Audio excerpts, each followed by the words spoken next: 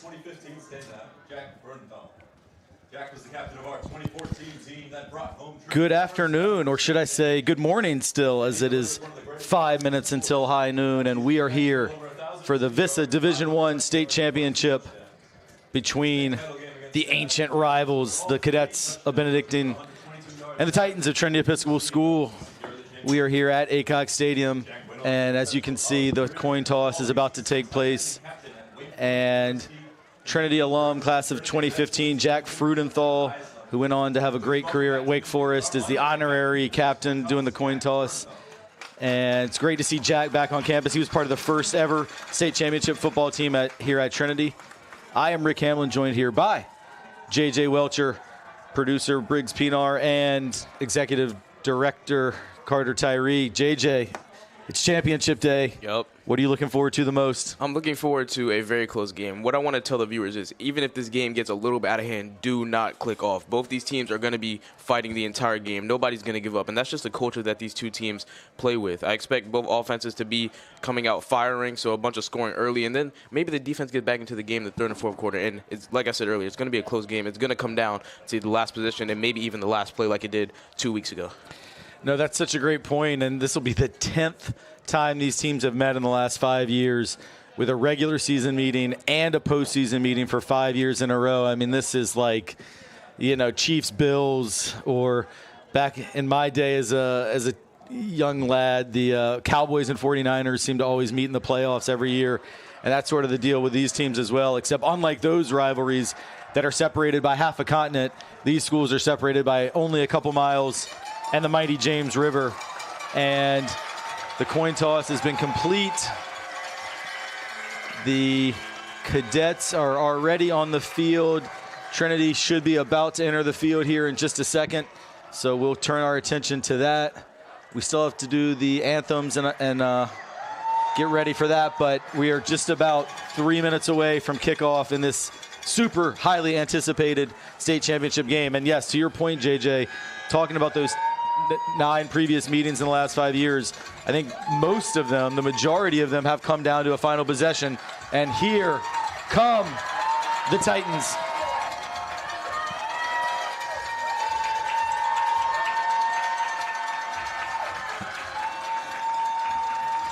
I think you can tell, even though it's only 11 and just now turning 12, that both these teams are very, very, very hyped. The energy is not lacking at this Aycock Stadium this morning. Yeah, I mean, 100%.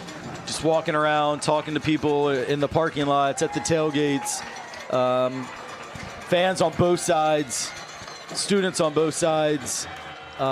Just the passion for these programs is deep, and the passion within these two school communities is deep. Cadets love Benedictine. Yep. Our Titans love Trinity. And these are just two communities that care deeply about their school and their football programs. And it's what makes for great rivalries and great athletics. And we're going to see all of that today here in the next few minutes. Like you even said, it was up there with some of the college rivalries in the area for the top 10 rivalries in Virginia, was it? And Benedictine and Trinity were at 6 or 5, something like that? Yeah, exactly. In terms of high school rivalries, it's was ranked, I think, one of the top 3 in the whole, like, 804 Central Virginia area. The only private school rivalry that made that list. And we're going to pause here for a minute with our commentary as we get ready for the national anthem. So we will be back with that briefly.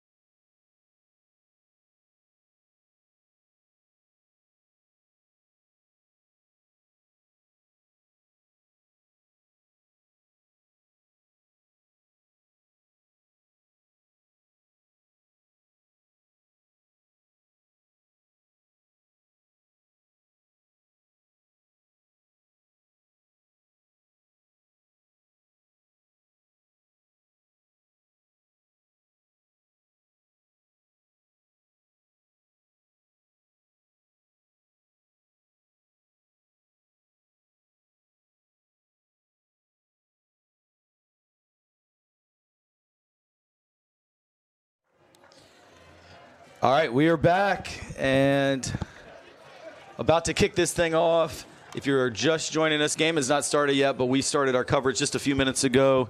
And J.J. Welcher, our analyst on the broadcast, class of 2027 here at Trinity Episcopal, told you no matter what, do not turn this thing off until there are zeros on the clock, because these games always come down to the wire. We have seen big comebacks when these teams play each other. So this is going to be a 4-quarter game, a fight to the finish.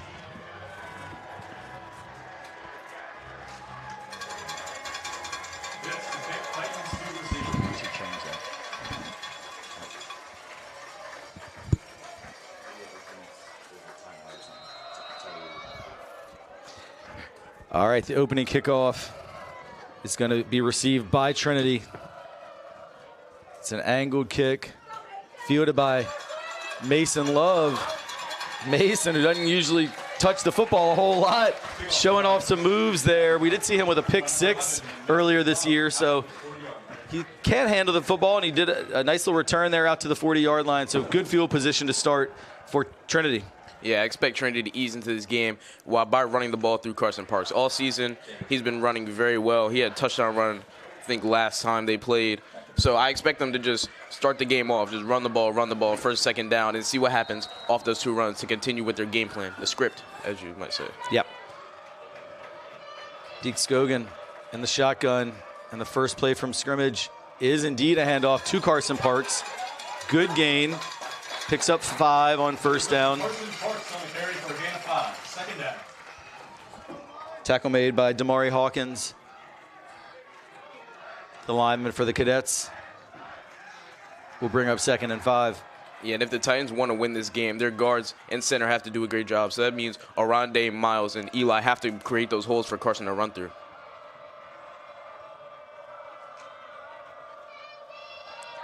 And a little play action. They were looking for Devion Brown, but he slipped coming out of his break. I thought the timing of the play was pretty good, and if Devion doesn't slip there, probably would have been a first down gain. The turf monster got him a little bit there, so unfortunate break for Trinity. Will bring up 3rd and 5. Yeah, great read there by Deacon on the RPO. Saw that Carson wouldn't have had a lane to run, and saw that his first read on the outside was open. He threw it quickly. It was a great ball, but once again, Devion Brown just happened to slip on this turf, and it brings up a 3rd and manageable, I think. Yeah, and that's something we've seen in a lot of these home games this year, JJ, is we've seen guys slip. Also done a lot of field hockey games on this field. Footing is sometimes an issue for whatever reason on this turf at Aycock Stadium. On 3rd and 5, they run. Parks fighting, but he's going to be short. It's going to be 4th and 2, and this brings up an interesting decision for Coach Mickens right here off the bat, and it is going to be the punt unit coming on. I know Coach Mickens usually very aggressive going for it on 4th and short situations, even in his own territory, but going to choose to play the field position game here. And senior punter Houston, oh, it's a fake. Carson Parks, the up man, takes it, and he picks up 24 yards and a first down. And the first chess move of the game goes the Titans' way. Yeah, these Titans coaching staff is very, very, very aggressive.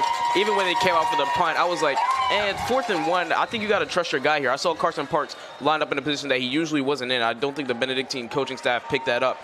And I was like, this might go to Carson for a blast up the middle. He gets it, and he gets a huge game for the Titans to keep this drive going. Yeah, huge play in this early going, still only about 90 seconds into the game, but instead of a 3 and out, Trinity gets the biggest gain of the early going so far with 24 yards on the fake punt to Carson Parks. They hand it off to Parks again. He pushes forward for a solid gain of about 5. Very similar really to the first down play on the previous set of downs. I'm giving a lot of credit to Benedictine's linebackers here. As I said, the guards and center have to do a good job, and they are doing a great job, but the linebackers of Benedictine are doing a good job at filling those holes that the offensive line is creating, which a bunch of teams haven't been doing, and that's why Carson Parks has been running crazy the entire season.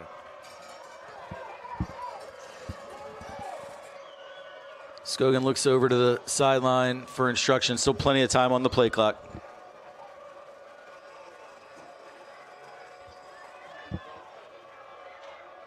Sam DeFrancesca goes in motion. It's a little wide receiver screen. Josiah Walker is going to have the first down. It was 2nd and 5, and Walker picked up 8 on the completion. They're going to mark it at the 18, and first down, Titans. Yeah, the Titans outside linebackers didn't adjust to the motion there from Sam DiFrancesca, and it created a 3-on-2 for the Titans. So Josiah Walker able to just catch it, let his block set up, and get up the middle for that first down. And both of these teams have the depth that there aren't many guys that play both ways. A lot of high school football teams, of course, you see guys play offense and defense, but Josiah Walker is one of the few that gets a lot of snaps on both sides of the ball. There is going to be a flag and a false start against Trinity. And False start on the offense. penalties, I do think, are going to be a key. The last time these teams played, a lot of laundry on the field, a lot of flags, and when you're relying on that running game, putting yourself in 1st and 15 is definitely less than ideal. Yeah, definitely less than ideal, especially after coming off such a great 2 series of plays. You just set your offense back and have them have to do more work in the situation than what they want to have to do.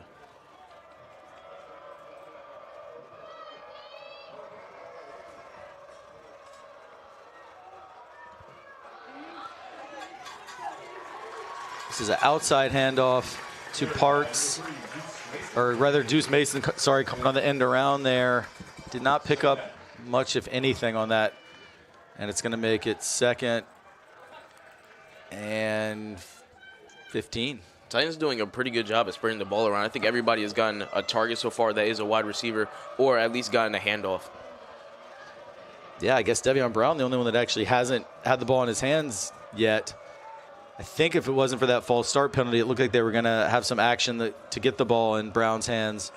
But we didn't get to see that due to the penalty. Play clock down to 5. They get the snap off. Pressure coming from Boyd.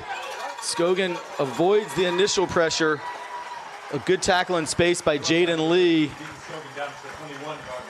It's a short game, but it is going to bring up 3rd and 13. I think a lot of confusion on that play. Benedictine's defensive line slid left, and the offensive line went with them. I think they were anticipating a toss, and Deacon faked the toss, looking out for a pass. But I saw Josiah Walker also going out to block. So I think the play was a toss, and Deacon just didn't pick that up. So it resulted in a busted play, and now Titans will have to work to maybe try and get a field goal out of this. Yeah, and it's an interesting decision here. Do you try and just run the ball, pick up a few yards, make it an easier field goal for your kicker, or do you go? Well, they go with a short pass. It is caught, but for, again, a very short gain to Josiah Walker. And it will set up what's going to be about a 39-yard field goal. This is, and actually where they're setting the tee at, it will be exactly 39 for Evan Goldschmidt. It's about the edge of his range, I would say. Probably, I think, would be a career long if he makes it. We're about to find out. It's low, and it is no good. So even with the fake punt that converted a 4th down early in the drive, the Cadets hold.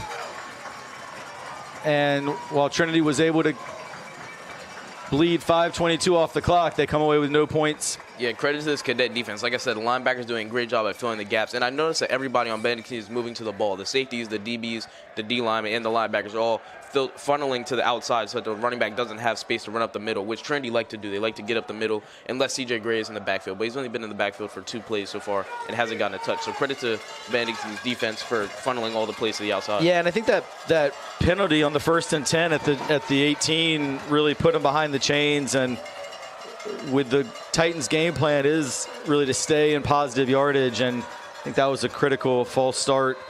And now, speaking of false starts, I think on the first play from scrimmage from Benedictine, we are going to see the Cadets called for a false start, and they'll now have 1st and 15.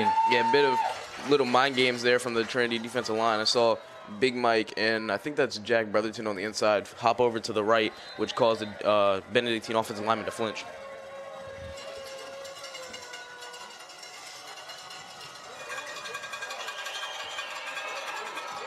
This is a big gain for the Cadets. A very big gain. And it is a touchdown, 85 yards. JoJo Johnson, the wide receiver, came in motion. They gave him the handoff.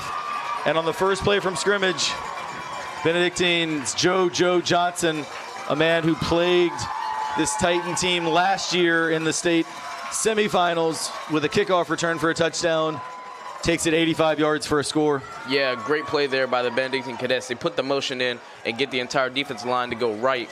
And JoJo Johnson just finds a little lane, breaks, I think, one arm tackle that was easy to run through, and took it all the way. Outran Davion Brown, outran the entire defense, and that puts Benedictine up 7-0 very early in this very hyped state championship game. Yeah, you know, the Cadets, I mean, ever since leaving this Aycock Stadium field exactly 2 weeks ago, having sustained a heartbreaking loss, you know they've had this circled on their calendar. I think the hashtag 2 weeks was trending by that Saturday night, and these Cadets fully focused on this one, and really a great start for Benedictine with holding the Titans scoreless on their opening drive, and then a one-play, 85-yard burst by the Coastal Carolina commit, JoJo Johnson. He's also recently picked up offers from NC State, Michigan State, Purdue, some Power 4 programs. And with football signing day still about a month away, we'll see if JoJo sticks with the Chanticleers of Coastal or perhaps goes to one of those bigger Big Ten or ACC programs. But you can see why he's a coveted recruit with the speed he showed there. Even Davion Brown playing in the defensive secondary, who can pretty much catch anybody from behind, was unable to get all the way to catch JoJo. Yeah, even that vision was very impressive. He saw that the play on the left side, left side for Benedictine was breaking down. He was like, I got to do something here. I got to make a play for my team and get us some momentum in this game. And he made an amazing play, really, just able to cut through all the defense and, like you said, run to the outside for the touchdown. Kickoff is fielded by Deuce Mason at his own 7. He cuts it across. Fumbles. Ball is being fought over. Cadets have it.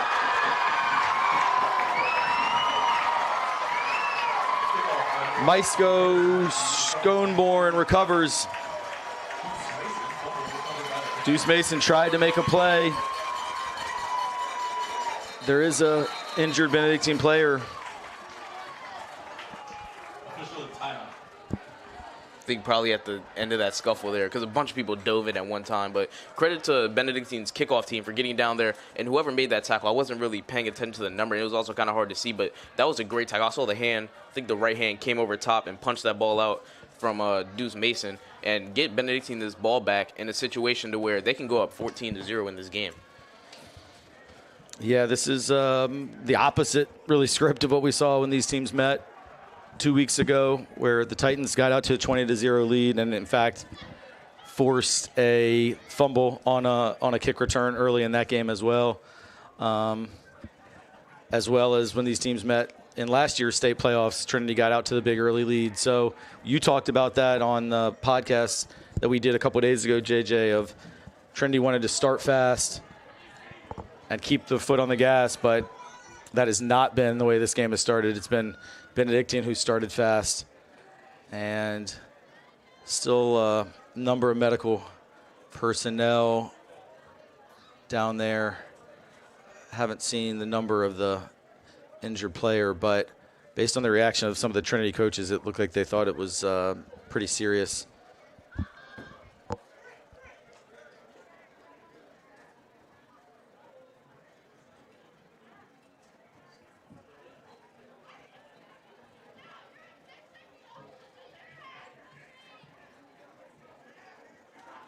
We're going to take a brief break here while they attend to the injured player. But when we come back, it'll be Cadets ball at the 26-yard line. Be back in just a minute.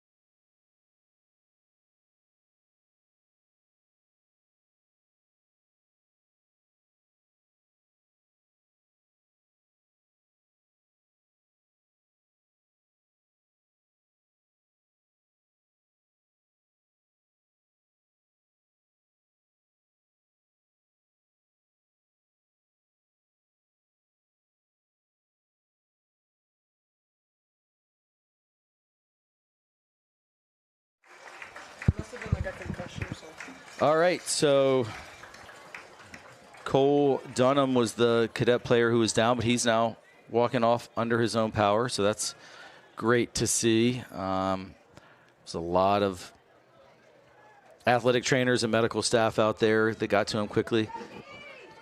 But good to see Dunham walking off. And Benedictine with a real opportunity here, already up 7-0 and with great field position to really try and wrest control of this game here in the early going.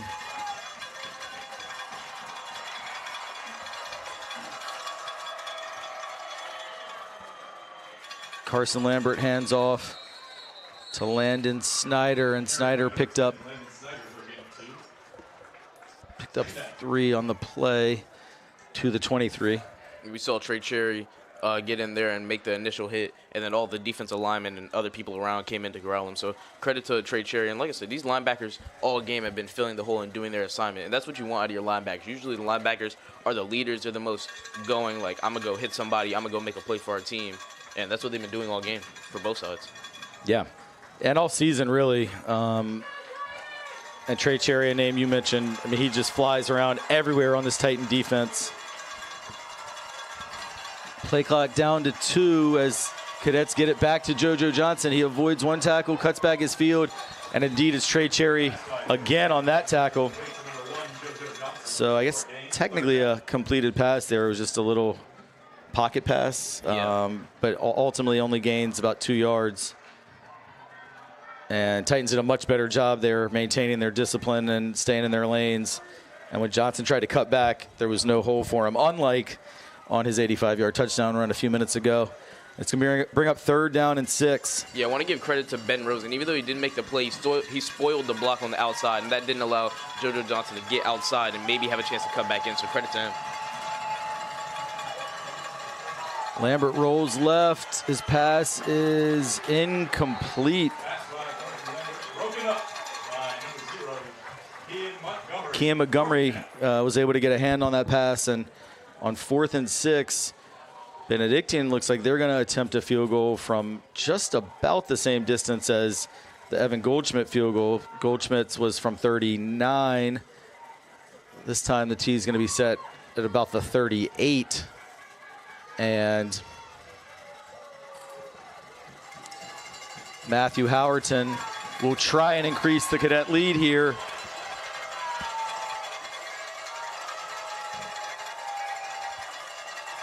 Harris Mischke, the holder, good snap. The kick is good. So, I mean, credit to the Titan defense for stiffening for the 3 and out after the big special teams miscue. I mean, defenses, did their job, but when you give a team that good a field position, they're likely to get away with points. And in fact, Howerton with a beautiful field goal. And we talked about that, JJ. You and I did a couple of days ago. What a good kicker he is. And I said to you, I don't think this was on the air, but we were talking after, and how in high school football, a lot of times teams don't even try field goals because a lot of high school kickers just aren't able to kick it other than maybe extra points. But both of these teams have very capable kickers, and we saw there Howerton nail it from 38 yards out, and that probably would have been good even from about 45. Yeah, I give even more credit to the Titans defense. I did not realize that this kicker was already in field goal range when he got the ball. So, because they didn't allow a first down, so obviously they kicked it from the same spot where they started. So, credit to the Trinity defense for holding strong and keeping him to the maximum amount of points they could have got, or the minimum amount of points they could have got. Yeah, exactly. All right, we're going to see now Mischke. So this is interesting because usually your place kicker and your kickoff guy is the same, but for Benedictine, Howerton does the place kicking, but it's Mischke with the kickoff, and it's an excellent kickoff that goes all the way through the end zone. And somehow Trey Cherry's helmet came off and all of that. So Titans will take over at their own 20.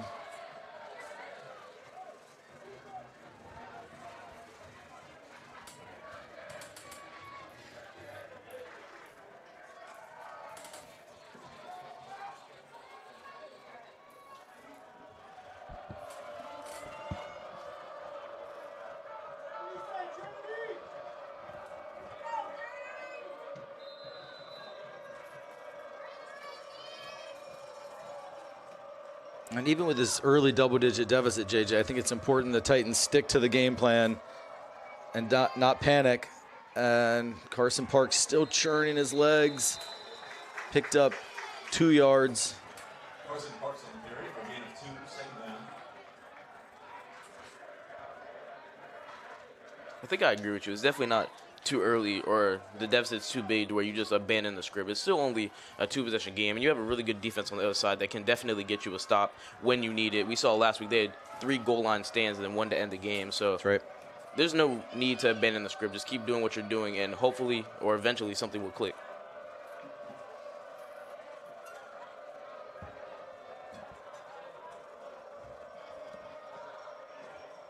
CJ Gray in the backfield now. It will be a throw. They're looking for Devion Brown. It is overthrown. Good coverage by the Cadets. Malachi Mingo and Isaac Cuevas were there step for step with Devion Brown, and a bit overthrown. It's going to make it 3rd and 8. And this is a drive that I think we would have said Trinity badly needs. I mean, ideally a score, but at least some field position to flip this momentum. So this makes it really a huge 3rd down play. Yeah, on that play, the Devion Brown was really the only read. Everybody else was blocking. I saw JoJo on a seam route, but Deacon was looking that way the whole time. This time he finds Josiah Walker for a huge 1st down, and really needed for Trinity to kind of restore some confidence as well as the field position, and that was a 16-yard gain.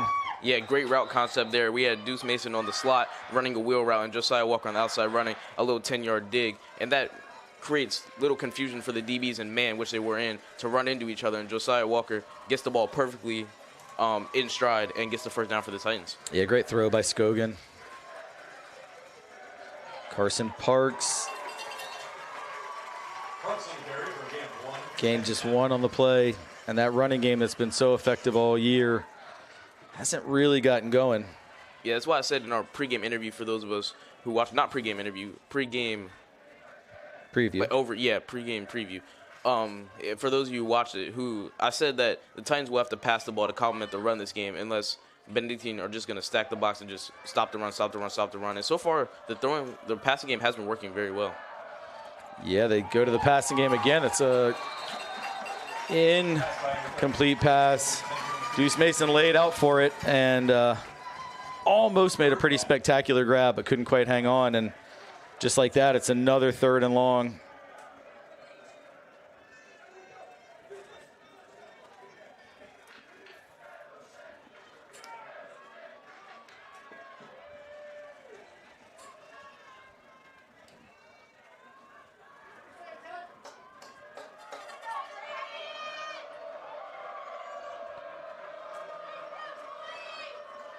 Josiah Walker goes in motion. Pass is complete, but I think this is coming back. Really unfortunate for the Titans, because that was a great gain of 25 yards to Sam DeFrancesca, but it's going to be a hold. And instead of 1st and 10 into Benedictine territory, it's going to be 3rd and about 19. But I think that one was pretty clear. Yeah, the passing game is doing very well. That was another great route concept where Sam DeFran was blocking initially, then leaked out for a pass, and nobody accounted for him. So he caught it. It was in space, and like you said, it was in Benedictine territory, but unfortunately the holding call will bring them back.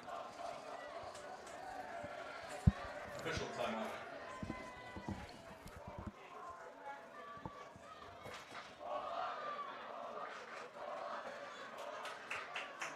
All right, so it will be 3rd and 19. Cadets bring on a couple substitutes. Yeah, I mean, it's encouraging how good Deke's throwing looks. But that penalty is a huge one.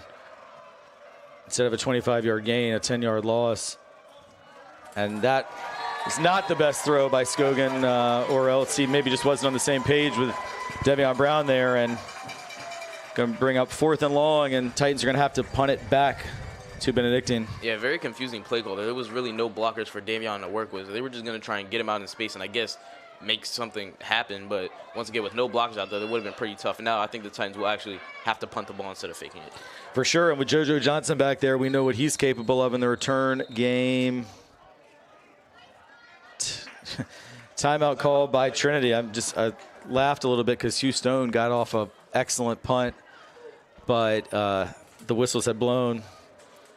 And you may have just seen at the bottom of your screen a tent went down on the Titan sideline, and unfortunately that's kind of been indicative of how the first quarter's gone for Trinity thus far, as the winds pick up a bit here at Aycock Stadium. One thing I usually talk about at the beginning of a broadcast, but I actually don't think I've mentioned it yet, is the weather, just for folks who aren't here or aren't in Virginia right now. And it's a pretty warm day for mid-November.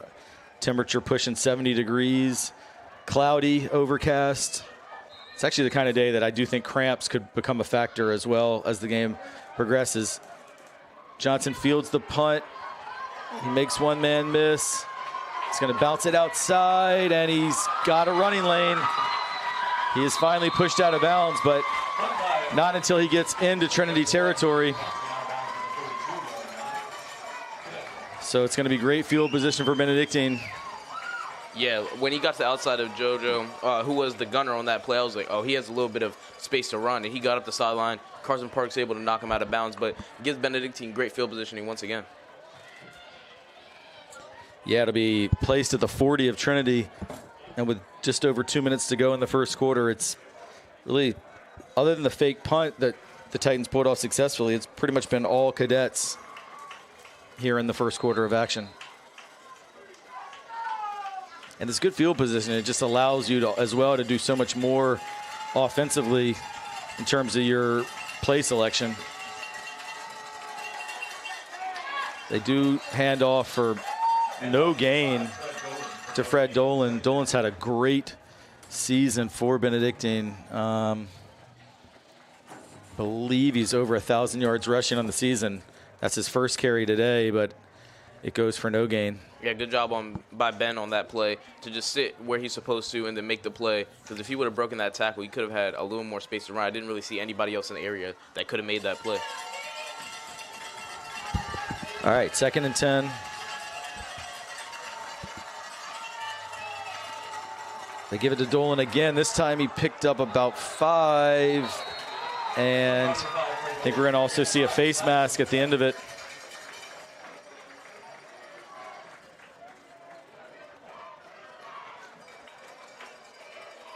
Or maybe a horse collar.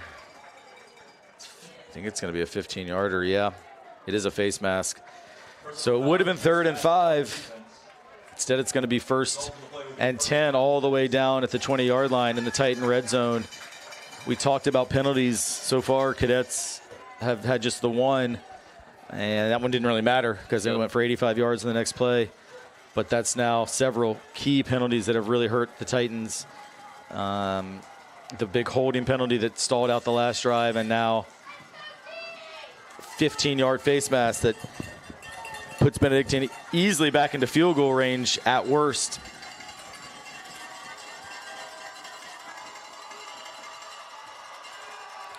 Lambert is going to scramble to his right. This, I believe, is going to be a flag against the Cadets this time. And I think we are going to have, yes, holding against Benedictine. Lambert ran for about 6 yards there, but he was aided by a hold on the perimeter that sprung him loose.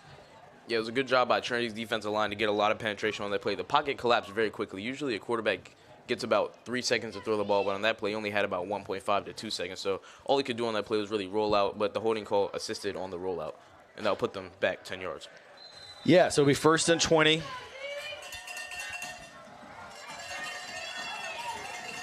And probably right now about on the edge of Howerton's field goal range, based on what we saw on his previous field goal.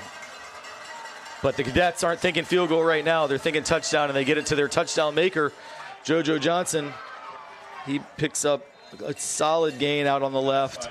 Another one of those little pocket pass, shovel pass type plays, and pretty much got the penalty yardage back as it was 1st and 20, and I think it's going to make it 2nd and just about 10 as it's, right back inside the 20 where this set of downs began. Yeah, that was a great play call there, just to get the yardage back. Give it to one of your playmakers, let them get out on the end with a lot of blockers, and just pick up the yardage that you lost, and that's exactly what they did on that play.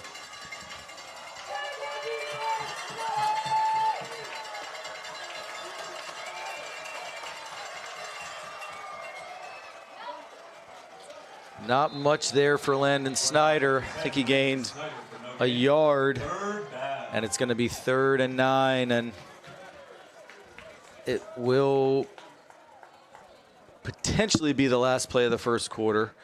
I mean, actually, if they wanted, the Cadets could let the clock bleed down. In fact, I think they're going to, because we already see Lambert he's all the way back near midfield. And I think that's the smart play, because the game clock has less seconds than the play clock. And if you're Benedictine and you have the option to take this key 3rd down in front of your fans who are going to be quiet and supportive of you versus right in front of the Trinity student section, smart play, I think, to use that clock. And that is the end of the first quarter. So your score at the end of 1, Cadets 10, Titans 0.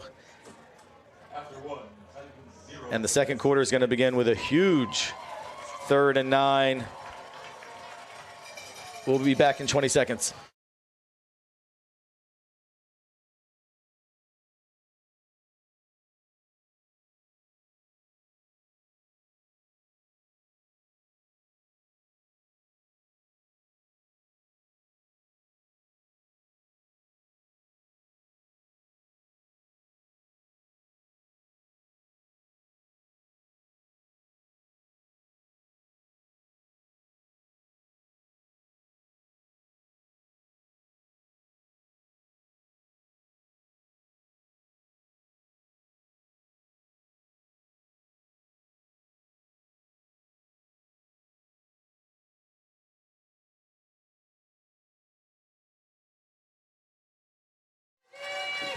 All right, so we are back. The second quarter will start with a 3rd down and 9. As we switch ends, the Cadets attack the north end zone with their passionate student section behind the goalpost. They go short. It's caught. It's going to be a 1st down. Catch made by Ben Street. And Jojo, you're so good at breaking down plays. How did Ben Street get so open on that 3rd and 9? Yeah, on that play, they had a lot of routes over the middle, but a lot deeper than what the route that the receiver caught the ball on. So the linebackers in the middle had to drop back almost into the end zone to cover those post routes, and just right underneath, he slips out the backfield or slips out the slot, and it's just wide open, gets that ball, and he's in space. He had lots of space to run, and credit to whoever made the tackle. Who made the tackle? I think it may have been maybe Cam Montgomery. I'm not sure, but it's going to be 1st and goal and Snyder's going to fight his way into the end zone. Touchdown, Benedictine. And 16-0 with an extra point to come. Cadets are fired up. We see big number 70, Madison Cochran, the Wisconsin commit, celebrating with his students, and the dream start continues for Benedictine. But JJ, you said it from before we even kicked off. No matter what happens early, this game's gonna, we think, come down to the wire, but it's gonna require a major shift right now from the Titans to get it back into this game. Benedictine's had 3 possessions and they've scored all 3 times. Trinity's had 3 possessions and are still scoreless. 17-0. Yeah, that was a great piece of running there on the end zone, though. He was initially stopped short, but had a second burst of energy and was just able to push through everybody for the touchdown. Yeah, it just wouldn't be denied. And this is, we know, like, this is the kind of game when you have 2 teams that, I mean, they haven't been even so far today, but on paper, very even teams, both with only 1 loss, top 2 teams in the state from the VISAA standpoint, and really 2 of the top teams regardless of classification. A lot of common opponents with really common scores. So, you know, it's the kind of game where you're fighting over those inches and that's going to be the difference. And right now it's been the Cadets who've, when it's come down, push comes to shove, they've been the ones who push for that extra inch, that extra yard, and it's paying off in huge ways so far.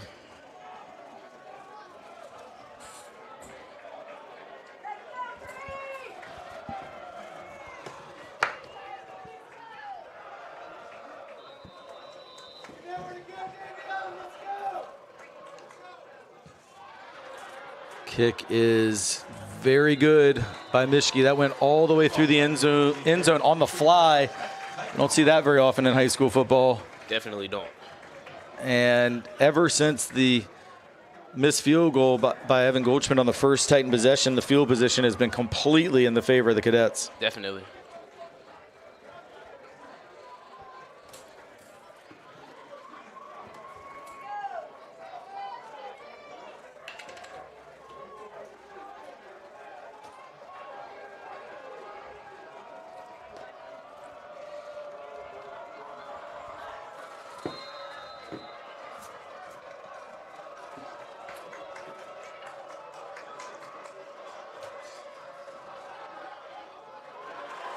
Hand off to C.J. Gray for no gain. Carry number 8, C.J. Gray for no gain. Second half. I believe it was Sean Boyd with that tackle. He was incredibly disruptive the last time these teams met, the D lineman for the Cadets. I was able to watch some of their semifinal game against St. Christopher's, and Boyd had an incredible game that day as well. And he's just really emerged as a huge impact player on the D line. I think, JJ, you said, is he the young man you played youth ball with? Yep. Yeah, heck of a talent, the junior. He took on a double team when that went by Aronde and Landon Bell, I think. Or was that Sean? One of the right tackles. He took on a double team and was able to make the play. This pass for Josiah Walker, incomplete. Coverage by Iman Moore, and it's going to be 3rd and 10. Everything going Benedictine's way. The Titans are really in a position that they haven't been in all year. They haven't never had to come from behind or this far from behind. And I think now they are abandoning the script, and they're trying to get the ball downfield quickly and score so that they can get their defense back on the field to make a play.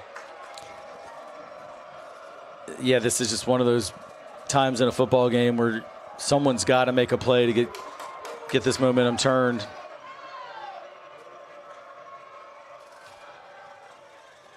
That pass incomplete. No flag. I thought it was a little bit of a hold as the intended receiver came out of his break there, but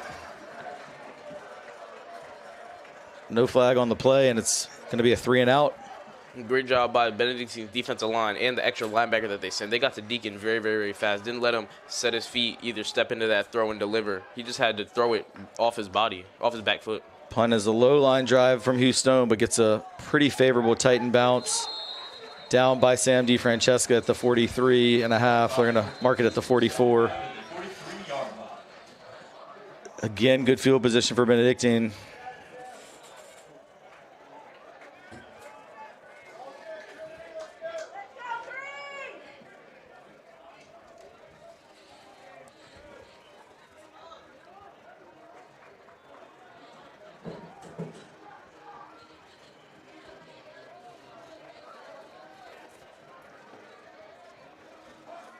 And I never saw a flag, but there was a penalty against Trinity. So Houston's going to have to punt it again. This time, the line of scrimmage is pushed back to the 15. And he's going to field this punt pretty much with his heels practically in his own end zone. And with the Cadets students right behind him, it's a good snap. This is a higher punt, fair catch made by JoJo Johnson. This time it'll be at the 45 of Trinity. So that penalty, even though it was a 5-yard penalty, it actually cost the Titans 11 yards of field position by forcing Stone to have to punt again. I think that was a pretty good punt, though, because it didn't allow JoJo Johnson to catch it and have space to run. It was high enough in the air to where his gunners could get down and force JoJo Johnson to get a fair catch in that situation. I mean, the good news for Trinity, I guess, is Houston has had several good punts today. The bad news is if your punter has been the star, that's not ideal. Good field position again for the Cadets, and will there be a play that turns this momentum? Dolan carries for 5.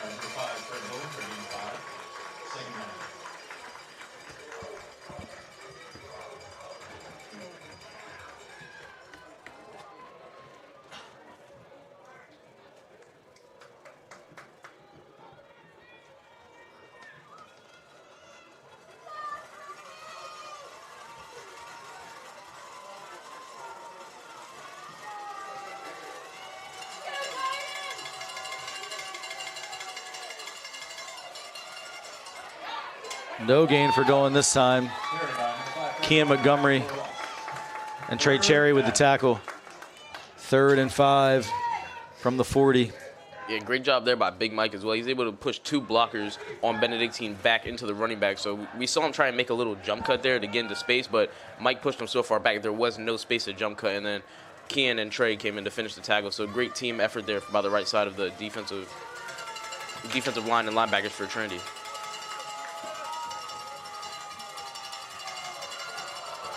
Third and 5, Lambert's back to pass. They're looking to set up a screen. It's complete. It is a first down. They break a tackle. He's still on his feet. Touchdown, Benedictine. Sam Faneuil. I don't see a flag, but I think there might be, just based on the officials' body language. Ineligible downfield, and that touchdown's going to come off the board. I still don't actually see the flag, JJ, but oh yeah, I do. Okay, it's right by the Titan sideline. The players were blocking our view of it, but that's massive penalty right there, man. I mean, would have been 23, probably 24-0. Even Devion Brown missed the tackle there, which is very surprising. One of the best football players ever in the Richmond area, but Faneuil broke Devion Brown's tackle and took it to the house. But fortunately for Trinity, that's going to come back, and it's going to make it 3rd and 10 from the 45. We saw Benedictine run that play last game, and it worked very efficiently. It tricks all the defensive line and linebackers thinking, oh, I have a sack. The quarterback's in trouble. But then when the ball is caught, everybody turns around. It's like now it's 5 linemen versus 5 defensive backs. This time they go to Johnson on the wide receiver screen. He breaks the tackle. He's still on his feet. He is going to come up, I think, just short of the fumble. Fumble comes out, and the Titans have it. And they needed to see Trinity make a play, and they did. Huge momentum shift there, we think. We hope, certainly, if you're a Trinity fan. And I actually didn't see who recovered it. Was it Bullock? It was... Oh, no, number 9 forced the fumble. Forced it. I didn't see who recovered it. Marquise Bullock forced it. I think it was either Trey Cherry or Josiah Walker who recovered. Tough for us to see. That's the far sideline from where we are. A lot of big bodies in the way. That. All right, so Devion Brown with the recovery, we're being told, and I just said he's one of the best football players in the history of the Richmond area, and huge play there for him to scoop it up, and Trinity in great field position. It's a little reverse to Deuce Mason, but he is tackled for a loss of 4 by Caleb Sandy. As we see a lot of Cadets talking to Deuce after that one. That was a great tackle on the outside, though. That was only guy he had to beat, and he just dove, took Deuce's legs out, and that's hard to do. Deuce is not tall at all, and he was able to get down low enough to make that tackle on the outside. Once again, textbook tackle there. Yeah, one thing you would observe in this, at least still, we're still really in the early part of the game, but Cadets have made a lot of solo tackles and also broken a lot of solo tackles. They're going deep. Devion Brown caught! Big catch! 35 yards. Perfect pass by Deke Scogan. Beautiful catch by Devion Brown. And he's going to go out of bounds it's going to be at the 21. So officially a 34-yard completion to the man they call Fat Rat. I think now the Titans are starting to get a little momentum. We hear the fans getting louder, the student section getting louder after the forced fumble and then a big play there to Davion Brown. So Titans now getting some momentum back into this game, and that's really what they needed. They needed some momentum, some energy in this game to push them through the finish line.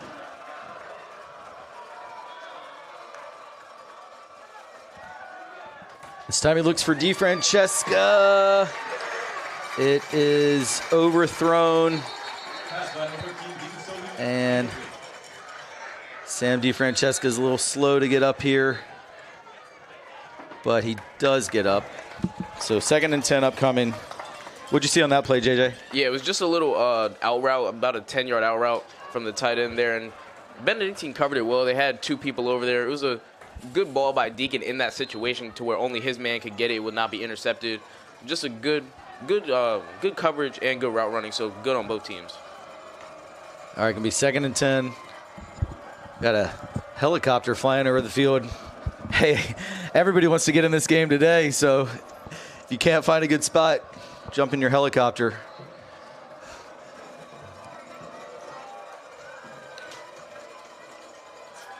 Deke is going to be hit. He's going to fumble. Cadets fall on it. It's Tyler George with the recovery. The fumble was forced by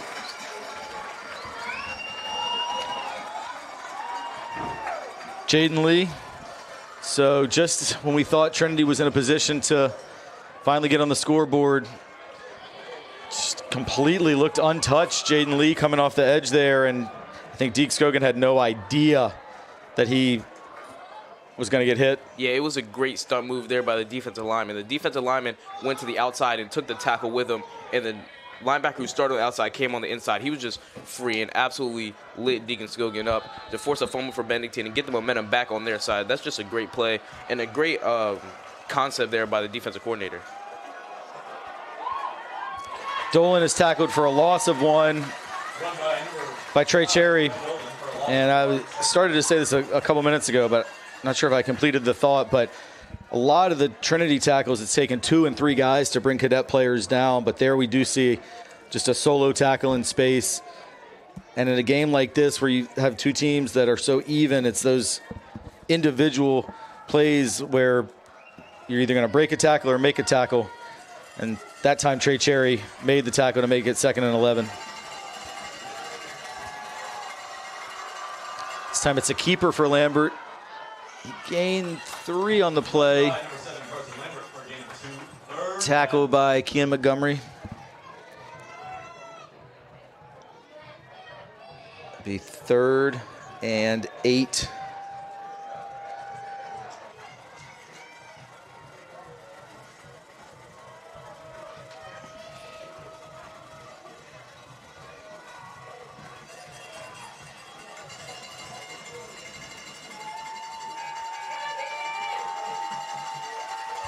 And after that turnover, a 3 and out would be huge here if Trinity can get it.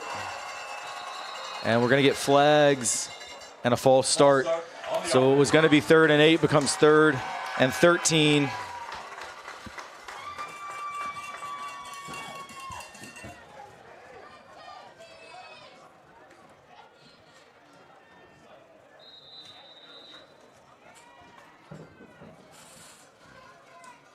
And, I mean, this is obviously a huge play because you got to get the football back in the hands of your offense. But I also just think, like, with everything that's gone the Cadets' way so far, every time it looked like the Titans had something going, it's been stopped. If they could convert a 3rd and 13, that would be pretty crushing in this midpoint of the 2nd quarter. They get good pressure on Lambert. Pass is incomplete. It's a good throw. And nearly a catch to Isaac Cuevas. Probably should have caught it, I think. It hit him right on the numbers, and fortunately for Trinity, falls harmlessly to the ground, and Benedictine will have to punt for the first time today, I believe. Yeah, that was an amazing throw. That was an absolute rocket, and I think the wide receiver definitely should have caught that. Should have caught it with his hands because he ran a comeback route and had 2 of the defenders fooled, so he would have picked up the first down and kept his drive alive, but that's something you have to catch with your hands. You can't try and catch a rocket like that with your body. It's just going to hit the pads and bounce off to the turf, as we saw on the previous play. Yeah, I mean, it was solid coverage, but the throw, he kind of threw him open.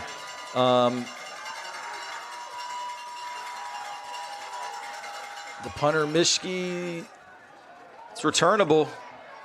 Devion Brown gets a good block, but nice job by the Cadets to rally to him. The ball came out, but I believe the whistle had blown. But credit to Manny Evans, who was initially well blocked, and Devion Brown is coming up a little gimpy out of that.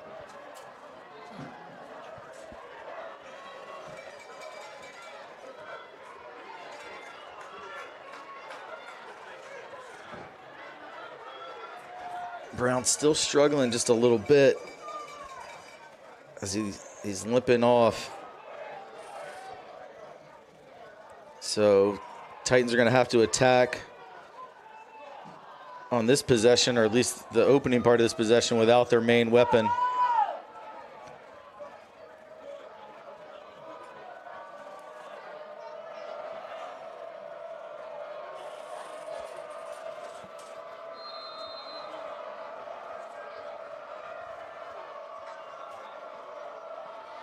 CJ Gray, no gain. Number 8, CJ Gray on the carry for a gain of 1. Second down.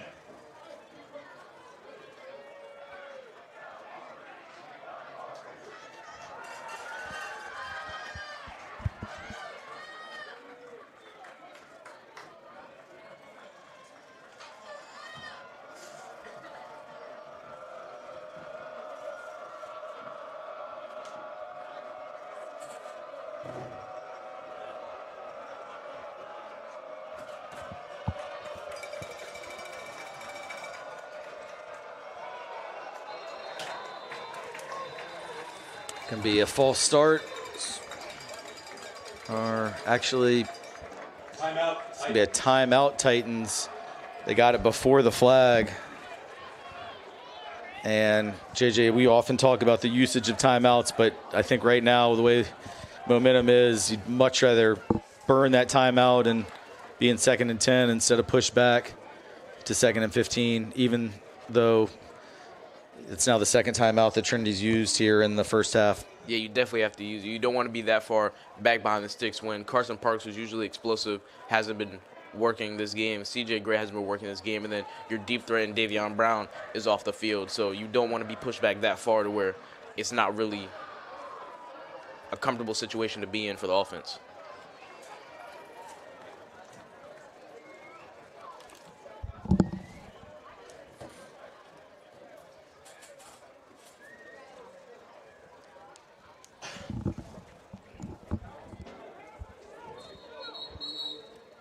All right, we'll see what offensive coordinator Malcolm Bell can dial up here, but definitely not an ideal situation when the running game that's been so effective all year has not really gotten untracked. Your number one passing receiving threat is currently on the sideline getting checked out, and you're in a 2nd and 10 situation against a defense that's been flying around and getting pressure on the quarterback. They do drop back to pass. Deke has decent protection, but he throws an interception.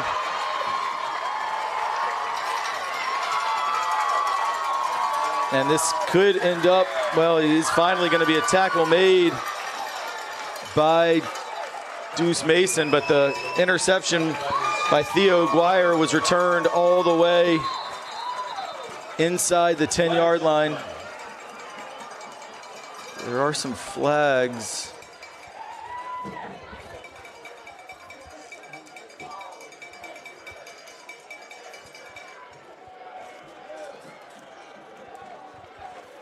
We'll see what the penalty is, but I think at least the interception will stand. Might be a...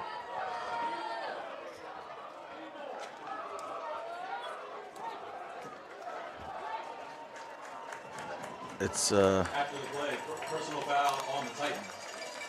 personal foul against Trinity at the end of the play.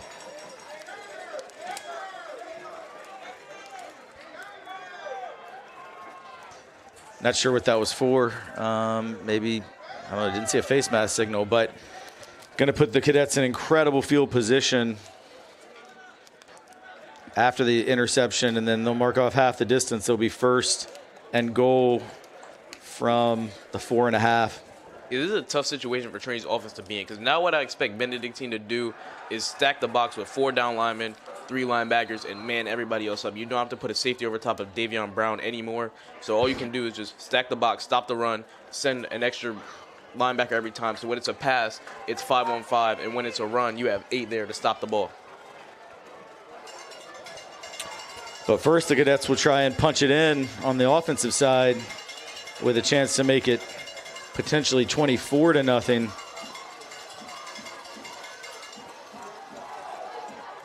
Handoff to Snyder.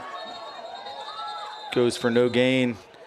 And we see the Titans brought in some big bodies onto the D-line with Arende, who we don't frequently see too much on the defensive side, as well as Landon Bell.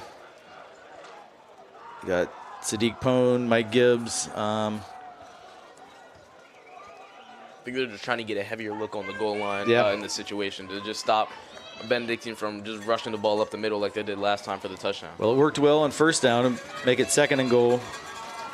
And I would look for the Cadets probably to go to the air here with that jumbo defensive package in.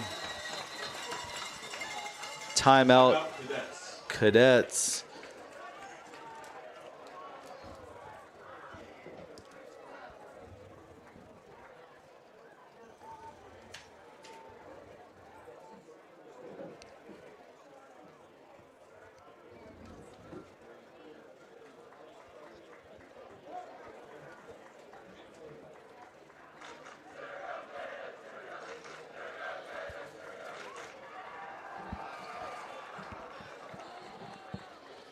I mean, if Trinity could hold him here even to just a field goal, considering the field position that Benedictine had, that would have to be considered a win for this Titan defense. And the defense hasn't been too bad. It's been mostly short fields. I mean, obviously the 185-yard run to JoJo Johnson, it does not look great for the defense, but this defense has also held firm a couple times and forced the Cadets into punts and field goals. But this is going to be very challenging to see if Trinity can hold him out of the end zone here. They do go to the air. Actually, Lambert tries to keep it, but he is sacked.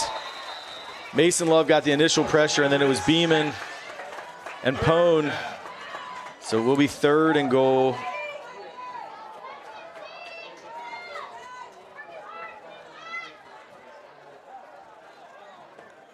Thought the officials did a nice job there just to keep things under control. As a few words exchanged, as you expect in a rivalry game, but no flag, as both teams were jawing a little bit. But based on what's going on the field, it's the Cadets who've been doing the talking with their play for this first 20 minutes or so of this ball game.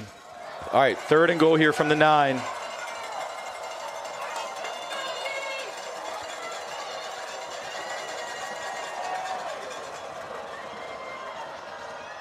Lambert is going to go to the air. It is overthrown. Great coverage by Mason Love and Josiah Walker as he was looking for Sam Faneuil. And they'll bring on Howerton for a field goal, but you got to give a lot of credit to the Trinity defense there, who had to take over at their own 4.5-yard line and were able to push the Cadets back and force the field goal to keep it at a 3-score game.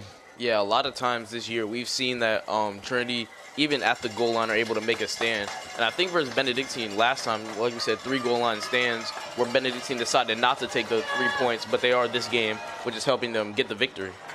Yeah, almost blocked by Bullock, but the kick is in to extend that lead to 20-0 with 2:50 to go till halftime. Now, I mean, last time these teams played, Trinity led 20-0, and the Cadets roared back to take a lead that ultimately was wiped out by Devion Brown. But Brown is still being looked at by the training staff, so that option may not be possible today.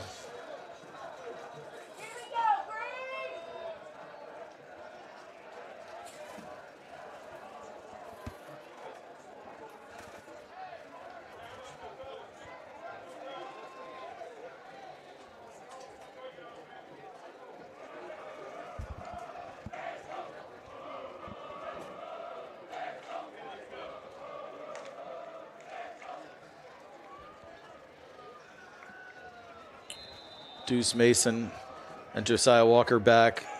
With Brown not in on kick return right now, it'll be interesting to see if they go deep or actually try to challenge Mason, who fumbled an earlier kick return, but they do kick it deep and through the end zone.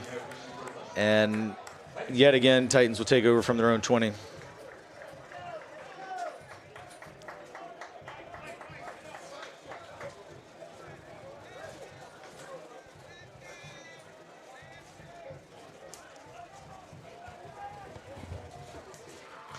You got to give Benedictine a lot of credit. I mean, this stadium pregame was juiced up. I think I described it as electric. But the Cadets have really effectively kind of taken the home crowd out of it, and it's kind of sucked a lot of oxygen out of the building right now. Can Trinity get anything going here before half?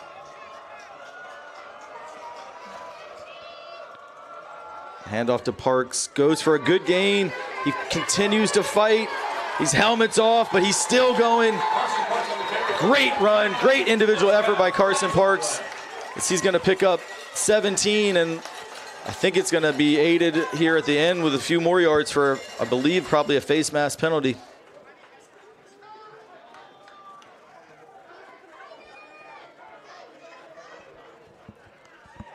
Yes, it is indeed a personal foul face mask. So with a 17-yard gain from Carson Parks, well, it looks like they marked him to the 34, actually. So it'll be a 14-yard gain plus the 15 for the penalty. But we'll take it out to near midfield. And a really positive first play on this drive for the Titans, JJ. Yeah, definitely a very positive play there. Like you said, a great individual effort by Carson Parks, who broke, I think, about 3 tackles on that play and kept running with his helmet off and got tackled. So now, doesn't he have to come off? I think if the helmet comes off because of a face mask, you can stay on. Oh, okay. But yeah, he gets to stay on and get another chance to push this Trinity team forward. Well, we know Carson's the kind of back that the more he touches the ball, the better he gets usually. See if they feed him again. Well, before it looks like they were going to feed him, but it's going to be a false start. I think that's at least the 3rd, maybe 4th.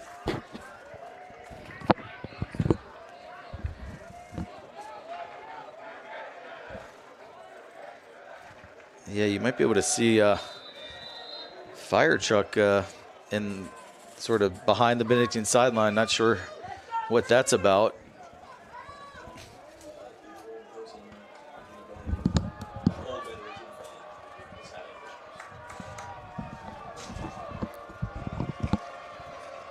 First and 15. Scogan's pass is picked off again, I believe.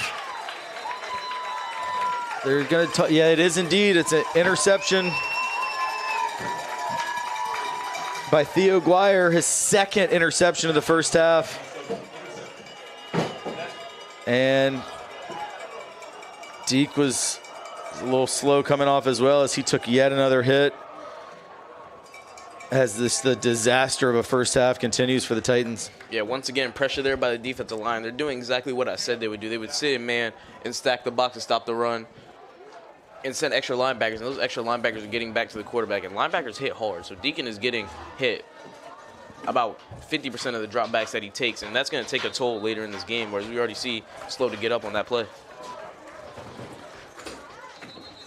Flag, false start Cadets this time. False start on the offense.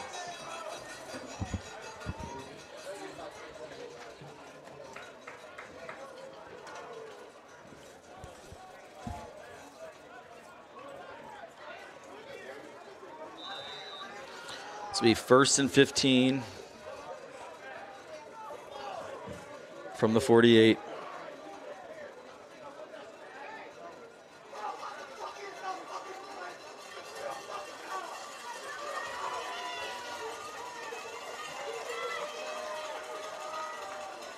Handoff to Dolan.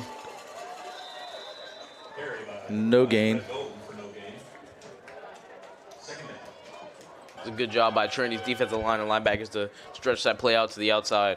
And they've been doing it all season, really, to be able to plug up the holes in the middle and not allow anybody to run up the middle and make all teams try and get to the outside and beat the corners and outside linebackers, who are very, very, very good at making tackles out there.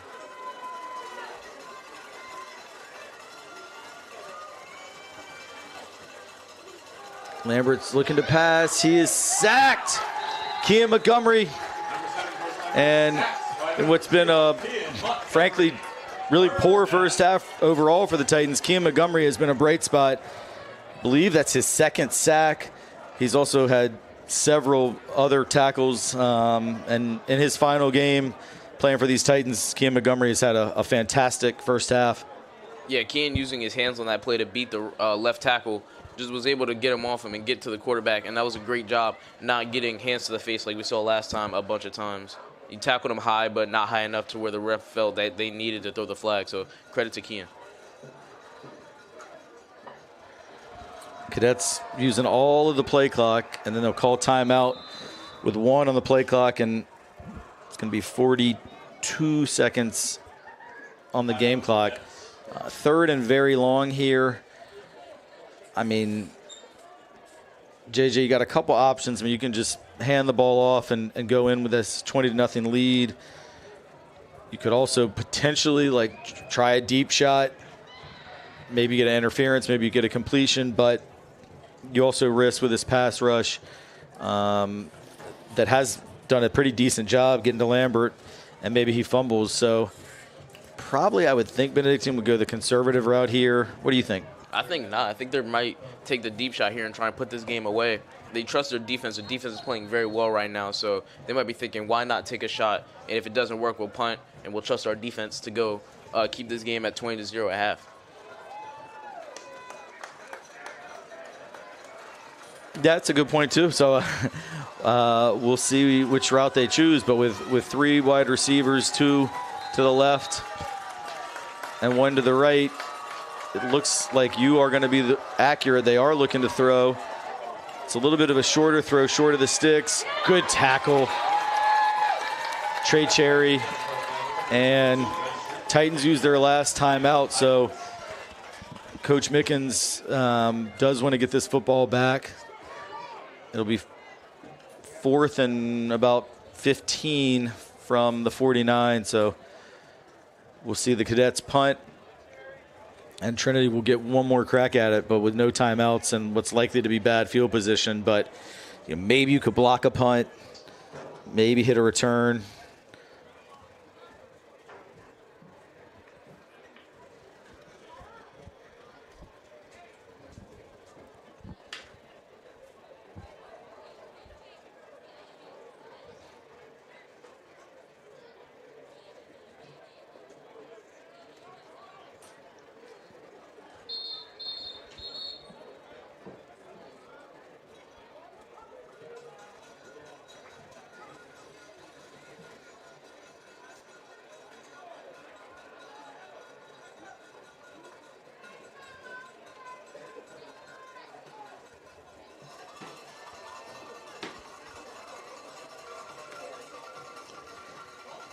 So Harris Mischke, the #1 punter in the nation for the class of 2027, and All-American, is going to get to do his thing again and try and pin the Titans deep.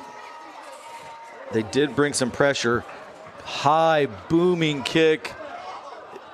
Mason lets it go, and it takes a perfect sideways bounce and goes out of bounds at the 2-yard line. What a punt by Mischke. Yeah, I guess we see why he's an All-American there, because that was an insane punt. Deuce, if he catches it, he's wrong. If he lets it drop, he's wrong. So there's nothing he could do in that situation. Just an amazing punt that bounced, I think, at the 2-yard line and stayed right at the 2-yard line. Took a hard left turn. And we saw him in the regular season game here, hit the coffin corner on a late punt.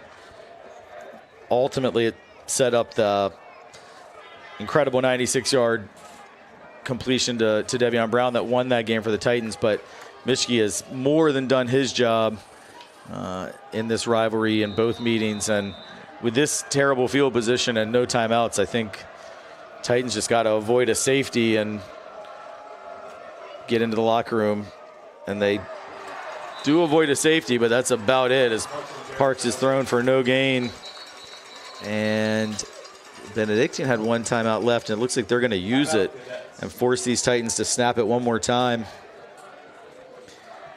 Cadets are also going to receive the second half kickoff as well. So if Trinity is to mount a comeback in this one, they're going to have to do it first and foremost with a defensive stop to start the second half. Yeah, I think it's a very smart play here to use your last timeout to force Trinity to run another play. You're very close to getting the safety on the first one, so roll it again. Why not? Let's try it. Absolutely. No reason to take that timeout to the locker room. Can't bring it back for the second half anyway, and yeah, force them to snap it. You got your fans right behind them. Maybe you get a false start. Take it half the distance, even worse field position, and something could go wrong on the snap. You're getting great penetration, so absolutely, I think a very smart timeout by the Cadet coaching staff. It's also a little too close to Nia as well, so they have to run the ball. Right, you really can't really kneel it. And also Trinity, although they do a little bit of under center, they still mostly shotgun, so even just this exchange is a little bit fraught for a team that doesn't line up this way very often. The snap is good. They are going to get out of the end zone. Parks runs it for 3, and that will do it for the first half. And perfect half of football for the Cadets of Benedictine. Rough half indeed for the Titans of Trinity. Can this Trinity coaching staff, filled with incredible, talented football IQ and great men that have forged this great program, what can they do at halftime to try and adjust to get back into this ball game? We'll find out. Stick around.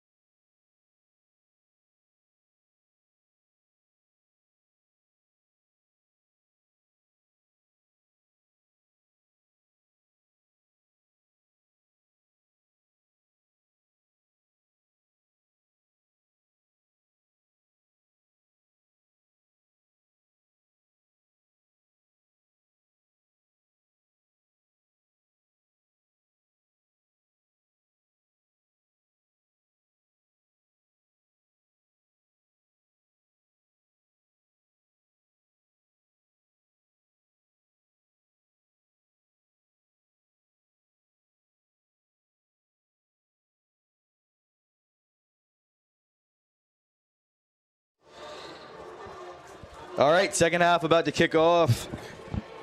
Cadets will receive with a 20-0 lead, and that first half, if you're joining us late, was all Benedictine. Titans had a solid first drive that ended with a missed field goal, and then Cadets one play, 85-yard run by JoJo Johnson put them ahead, and they have really gone on from there. I believe 4 Trinity turnovers in the first half. Yeah, I think you're right. Fumble on a kickoff, fumble by the quarterback, as well as 2 interceptions. Yep. Cadets with 1 turnover, but that's been the story of this game so far. Evan Goldschmidt kicks off for the first time today, and he kicks off effectively all the way into the end zone. Walked around a little bit at halftime. There are a lot of people here, and right now a lot of happy Benedictine fans, and you can understand why. Definitely understand why. You're up 20-0 when last time you were the team down 20-0 and ended up losing that game. So to flip that around only 2 weeks later is something to be proud of.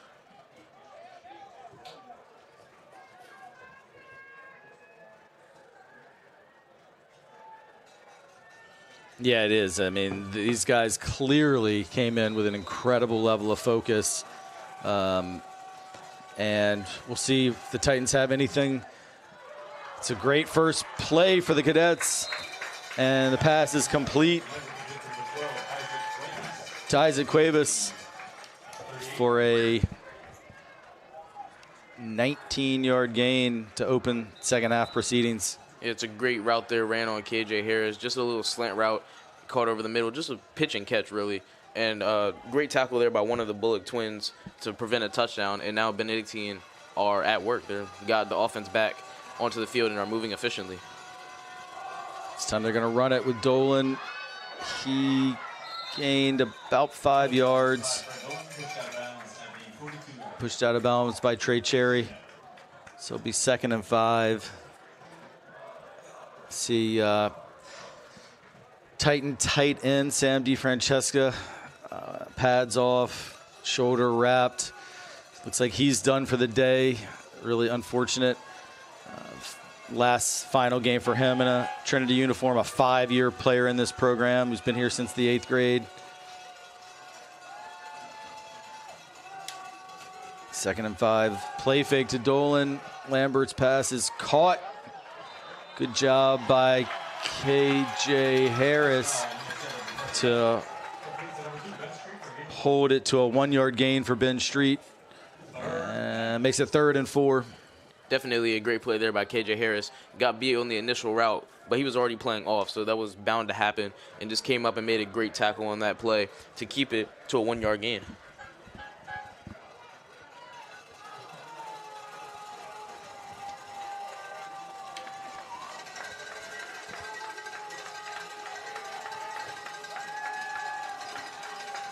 And Lambert's pass is incomplete, but a late flag comes out, and I think they are gonna call pass interference. So Titans had a chance to get off the field there, but unfortunately for Trinity, it's gonna be a pass interference and give the Cadets a first down.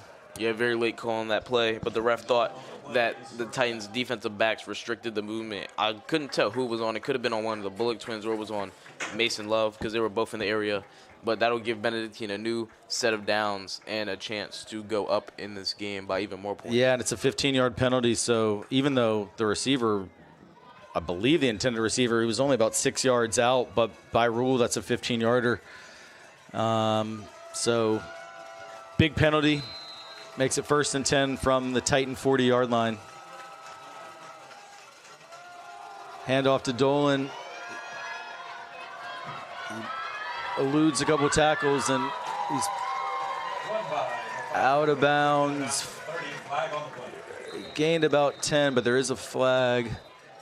And I think this one might be coming back. I think it was a holding on one of the Bullock twins, number 18. He was grabbed by his collar while trying to make a play on the ball. I think that's what the ref got him for, because I saw the ref number 46. Do the refs' numbers matter, or is that just there? I've never known. But Yeah, that's a good question. I guess you want to be able to know who threw what flag. So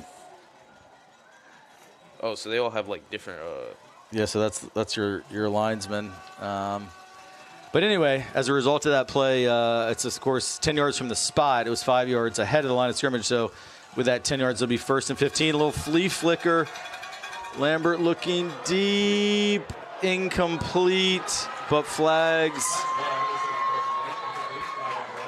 They're gonna get Khalid Rayner for pass interference. And I thought JoJo Johnson really did a good job selling the call. There wasn't much contact, but JoJo kind of acted like he was being held back, and the official did throw the flag.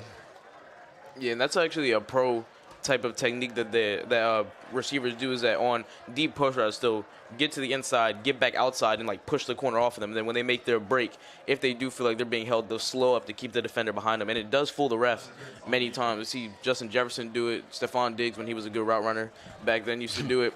So it's something that pro receivers do, and I give credit to JoJo Johnson for knowing that and taking advantage of a pro tactic. Yeah, I mean, he had a little bit of inside position on Rayner, but I thought Rayner was kind of with him step for step, but ultimately it is a 15-yard penalty. It's a 1st down. Lambert runs it this time. He's pushed out of bounds by Josiah Walker.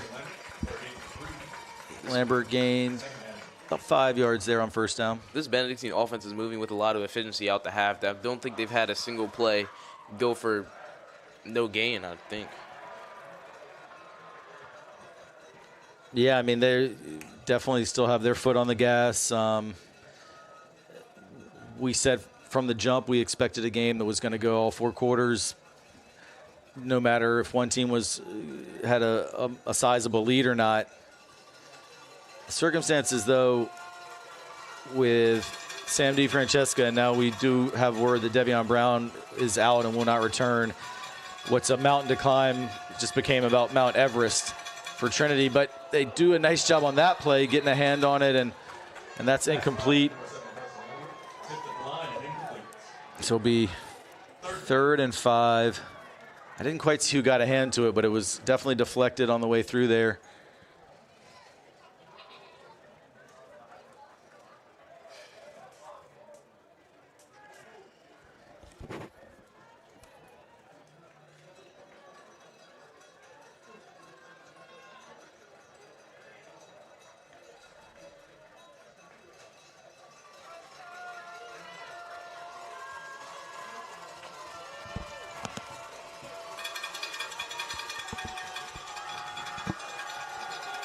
Lambert going up top.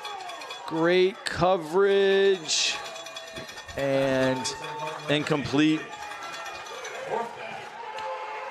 Great coverage there by Marquise Bullock. He was with him stride for stride, had that inside position. So on 4th and 5, we'll see Howerton, who's already hit 2 field goals today, will be attempting a 43-yarder. Not many high school kickers have this kind of range, but we've seen Howerton have a really great leg already in the first half. It is going to be good. It snuck in inside that left upright. There is a flag, and definitely some action going on there amongst the linemen. Miles Love had his helmet knocked off.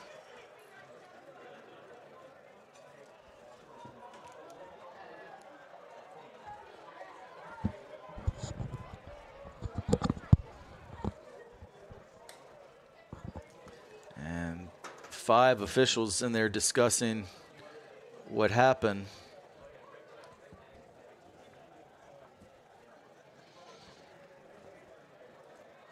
It's going to be a personal foul against the Cadets. So he didn't indicate that it was after the play, so I think we're going to have still 4th down. Yeah, so unfortunately for Benedictine, that 43-yard field goal by Howerton is not going to count. and it's going to make it 4th and about 20. I would assume you'll see a punt from Mischke, who's already shown off his skills today. And I mean, special teams has been a huge story in this game. Great punts by Mischke, great place kicking by Howerton, as well as a fumble forced and recovered by the Cadets on kickoff coverage as well. So they've really been pretty dominant. Yeah, so on 4th and 19, the offense on the field, little surprised by this, just knowing that Mischke's got the ability to pin them back, but I think the coach is just showing a lot of faith in their defense. Now Lambert drops back to punt, and that's a luxury when your quarterback can also punt. It's high, not very long, and maybe would have been better off just letting your All-American punter do the job there. And Lambert's punt went about 16 yards, but it'll be Titan ball taken over at their own 24. Yes, Titans offense has to get something going. We just saw Benedictine's offense have a pretty amazing drive up until it stalled out. So Trinity will have to try and replicate that, but not stall out. Keep going all the way through and get the touchdown to get back into this game, and probably have to onside kick it next. Yeah. Well, with your number one weapon, Devion Brown, out, one of your certainly top weapons, Sam DiFrancesca, out, it's really, Titans are up against it, but we'll see if they have anything that can get them going offensively. The hand to Carson Parks picked up a couple, just about a yard and a half.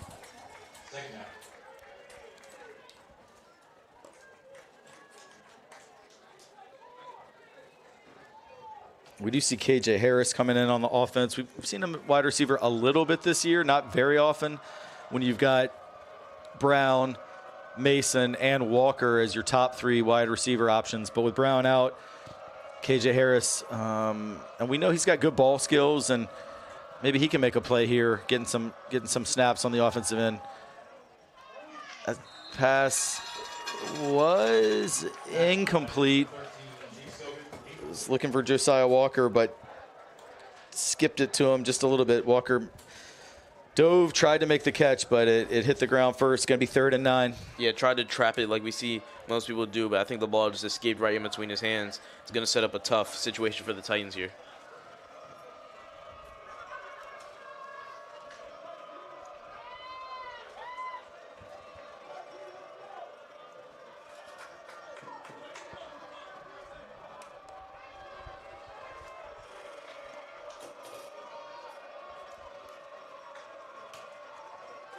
Pressure comes, very similar to the last one, and again, it's just hit the ground right before the catch.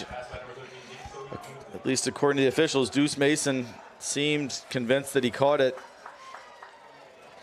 And 3 and out is going to put this Titan defense, which has been on the field for most of the game, right back on the field. Seacoast Nugs talking to Deacon about something, maybe about his reads, but like I said, Benedictine are gonna do what I said, where they sent the blitzes and they're sitting in man. He doesn't have a lot of time to go through his reads and figure out what he wants to do with the ball. He just has to catch it, and he's looking one direction and has to throw it, because if he tries to go through all of his progressions, he won't have enough time. Solid kick by Houston, 35 yards, fair caught by JoJo Johnson. Cadets will take over at their own 40, and yeah, I think both of those last 2 throws, I mean, his receivers on those in-breaking routes were open, and the throws just didn't quite get there. Although that one to Mason, I mean, if we had replay in high school football, I actually think he may have gotten his hands under it. Definitely the one to Walker for sure, I thought hit the ground. But regardless, Deeks he doesn't have the time to really step in, and it's just a little short arm with it.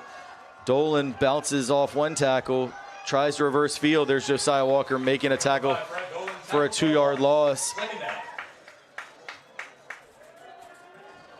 And despite the 20-0 score, Trinity defense has been pretty darn good today.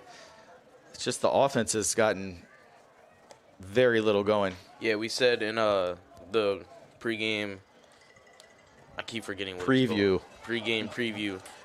That both teams need to be playing complementary football, and Benedictine is doing that, and Trinity is not, and that's why Benedictine are up in this game. On 2nd and 12, Lambert's back to pass. He's looking deep. He's pressured by Jack Brotherton and throws it away. Good job by Brotherton, another one of the seniors. Third down.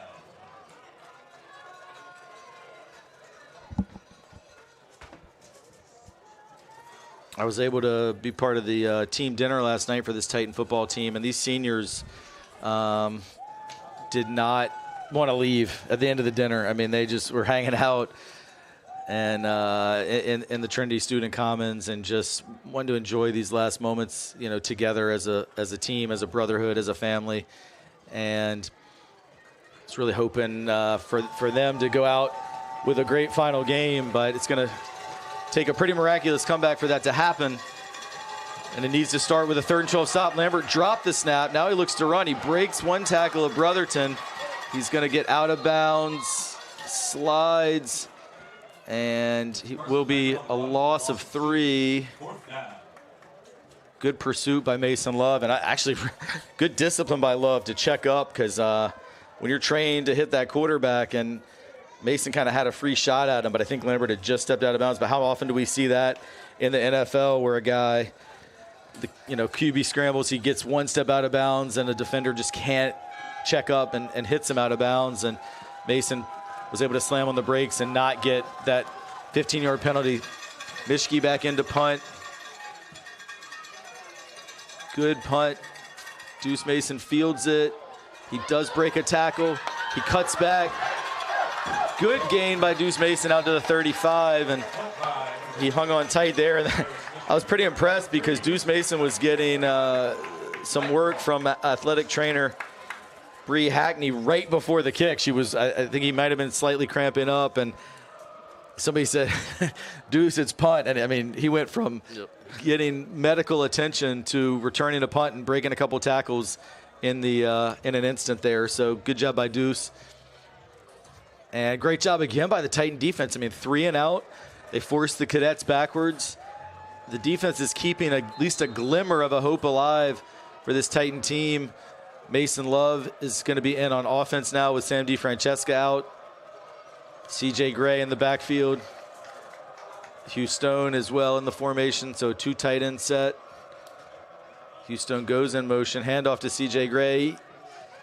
And good job by the D-line of the Cadets. I thought if he could have broken that one tackle, there was a little bit of a hole to the right, but tackle was made by, it's number 4 for Benedictine, who is not on we don't have a number 4 on our roster.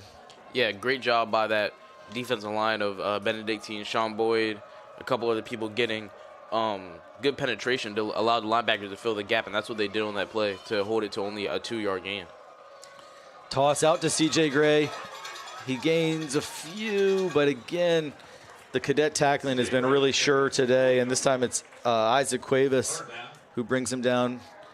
Gray gained 4 yards on that one. We'll make it 3rd and 5.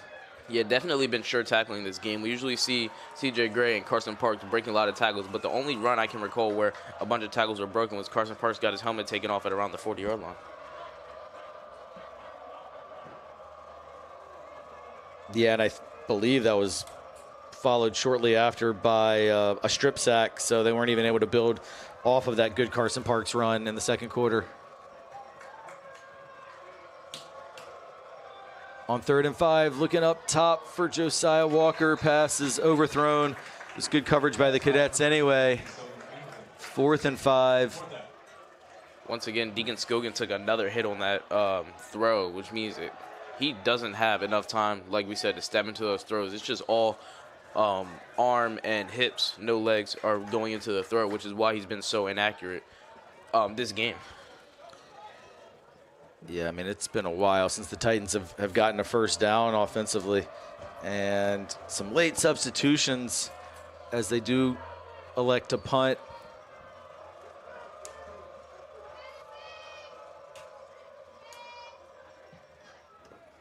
Good punt by Hugh Stone, and JoJo Johnson again, fair catches. at his own 25. And, you know, JJ, if this were a closer game, I would say the Titans are slowly but surely winning the field position battle and flipping the field. But unfortunately, down 20-0, you don't really have time to do it that way. Like the Cadets took over, I think, at their own, or actually in Titan territory, the first possession of the half. Or they got into Titan territory, I should say, because they got the opening kickoff. And then slowly but surely the field position is flipped, but that doesn't do you any good when you're down 20 points, really. I mean, it's got to be points on the scoreboard at this point. This pass is out to JoJo Johnson out in the flat in space. Good tackle made by Khalid Rayner. We know what JoJo Johnson is capable of in space, and even though it was about a 6 or 7 yard gain, good job by Rayner to keep it from being longer. Yeah, great job by Rayner. Even though while he was being blocked, still able to get a hand out there and catch a leg on JoJo Johnson.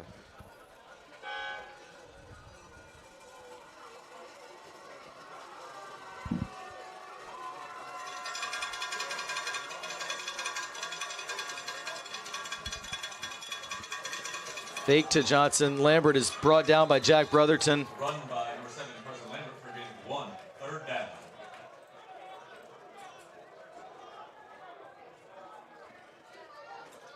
It'll be 3rd and a long one as the Cadets make several substitutions, and the quarterback Lambert has even run all the way over to the sideline to get the play call. And of course, Benedictine in absolutely no hurry with the clock running.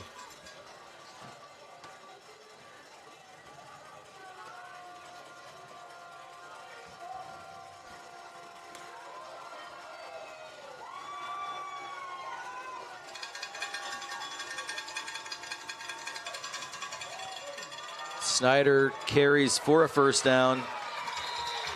Strong run by Landon Snyder. He picked up 9 and a Cadet first down. Yeah, definitely a strong run right there. We saw, I think Jack Brotherton get the initial hand on him, but was able to just power through the arm tackle, and it took about 4 Titans to be able to bring him to the ground, but not after picking up the first down.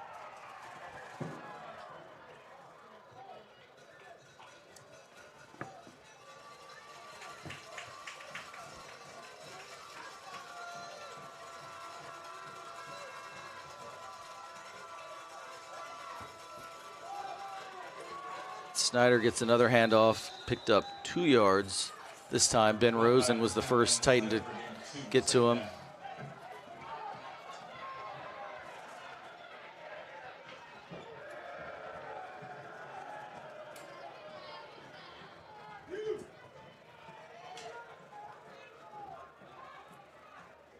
He's 2nd and 8.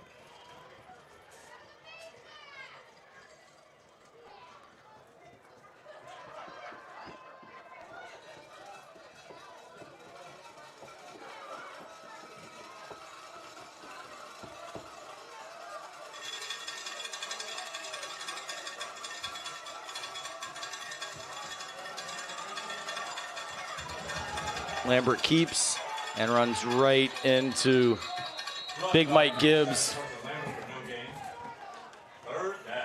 Good job by Gibbs there to hold his ground, and no gain on the play, maybe a half a yard, but it'll be 3rd and 7. Yeah, great play there by Michael Gibbs to defeat the center on that play and stop the QB power.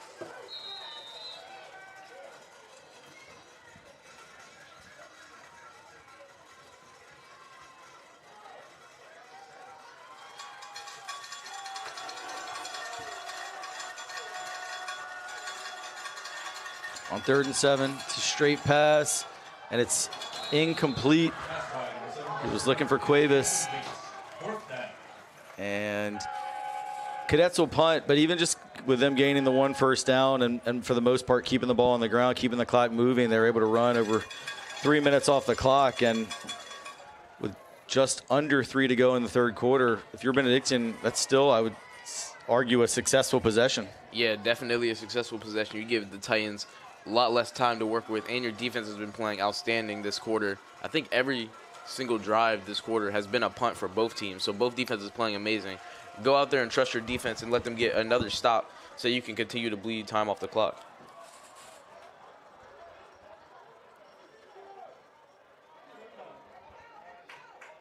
Punt takes a good Cadet bounce and will roll inside the 10-yard line. Finally downed by Terrell Satolis Holland at the 9-yard line. So not only a great punt with no return, but I think it ran another, 14 or so seconds off the clock.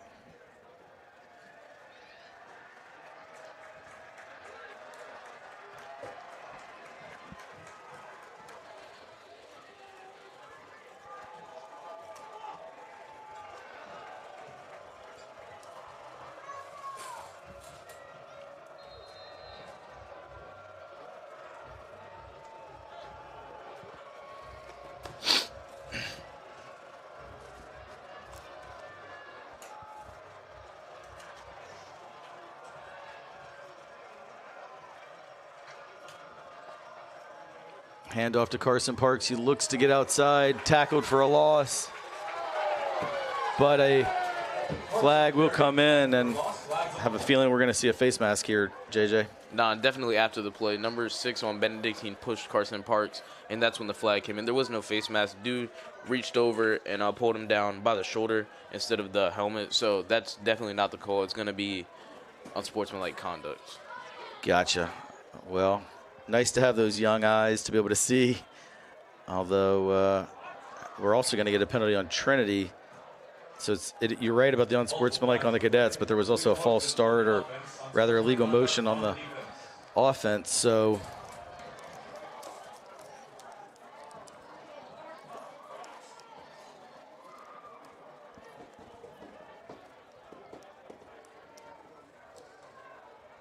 officials marking off.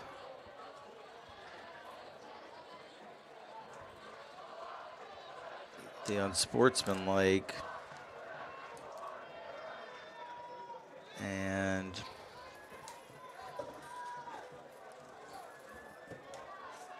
I think it's going to be first and 1. I believe the official's still talking it over.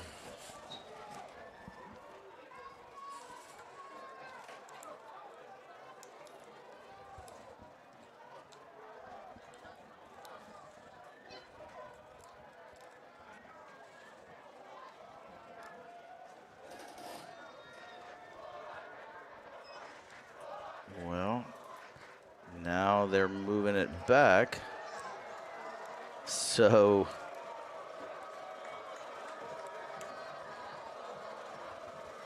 okay, so they move the ball back to the 4, now marching it right back to where he just picked it up, but I guess, yeah.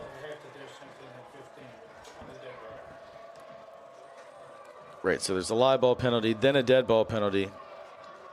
Ultimately, the ball is set right back where it was before, but got to make sure to go through the proper procedure.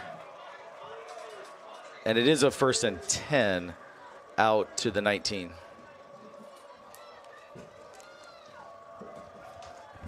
Thank you, sir.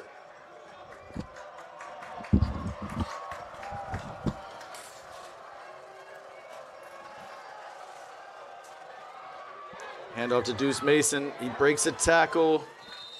Picked up about 6 before being pushed out of bounds. And Deuce is a guy that, he's a playmaker, and with Devion Brown out as well as Sam DiFrancesca, somebody has got to step up and make a play.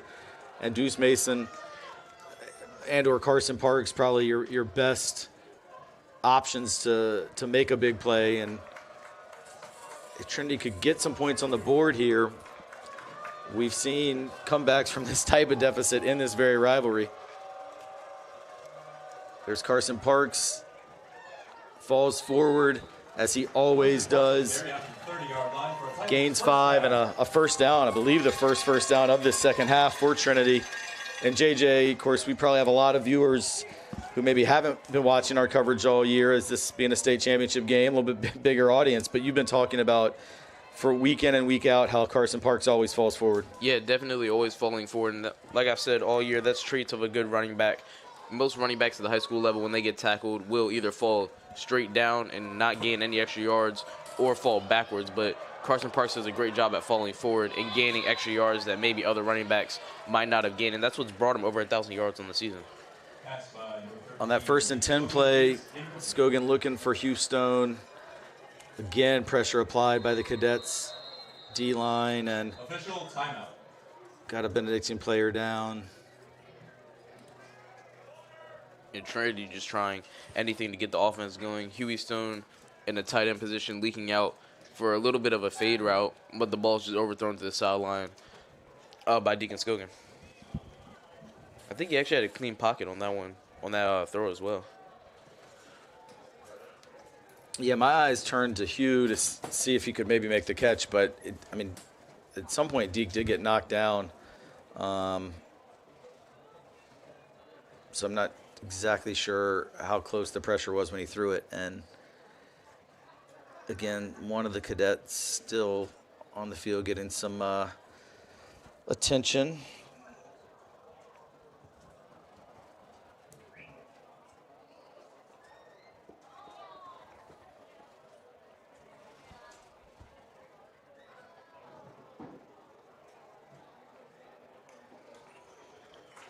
And we do see, I believe it's Caleb Sandy, who was the young man who was down. He is walking off. Longtime Cadet athletic trainer Brandy Beatty on the scene. And it'll be 2nd and 10.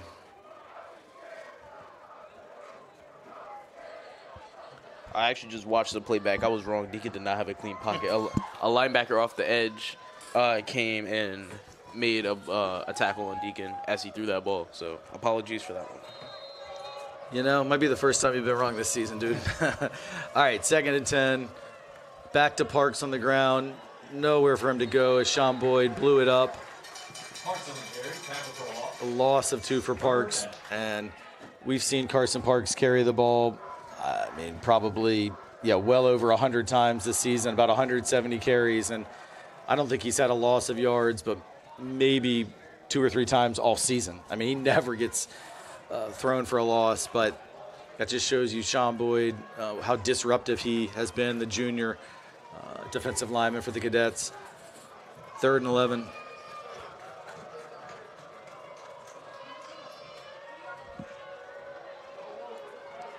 Deke is able to step up, throw is a great catch by Josiah Walker. Really well thrown and well caught ball by the Titans there. Deacon Scogan was flushed out to his right, put it where only his receiver could get it, and that was all hands by Josiah Walker with a defensive back right on his back, and one of the better plays we've seen today from the Titans. Yeah, definitely one of the better plays. Like you said, a great catch there by Josiah Walker, who the DB was fighting with his hands to get the ball, but Josiah just using strong hands to hold on to the ball even while falling out of bounds and pick up a crucial 1st down for the Titans. Another throw, this time to Deuce Mason. Deuce with a decent gain. He gets it across midfield. Ultimately, it's going to be 7 yards on 1st down. We're down around 30 seconds to go here in the 3rd quarter. Now we kind of see this Titans offense gaining a little bit of life as well.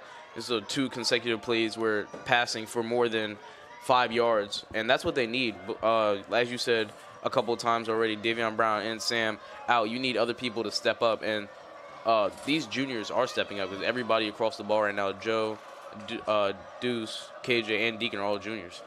They get the snap off just before the end of the quarter. It's Carson Parks for an excellent gain. He picked up 13 yards. So no points scored here in this 3rd quarter, but the quarter ends with some decent momentum on the side of Trinity as they get 3 consecutive 1st downs to end quarter number 3. These teams, when they played in the state playoffs last year, it was a 21-point lead for Trinity going into the 4th quarter, and the Cadets managed a miraculous comeback to win it by 1.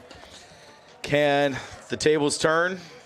Doesn't look good if you're a Titan fan, but they're still fighting hard and got to have points here, though, on this possession, I think, JJ. Yeah, got to have points. And on that last run, it was a great job by the offensive line to set up the hole, and the guard pulled out and was able to block one of the linebackers to enhance the gain that the Titans got. And that's what they have to keep doing to get some momentum and at least have a chance in this game right now. You haven't had much momentum the entire game, 20-0 now. You still don't have all the momentum, but you need at least a little something to get the crowd into it and get some points on the board so that maybe you recover an onside kick. Maybe Carson Lambert gets hit and throws an interception, you get the ball back. You just need something here to give you a little bit more of a fighting chance.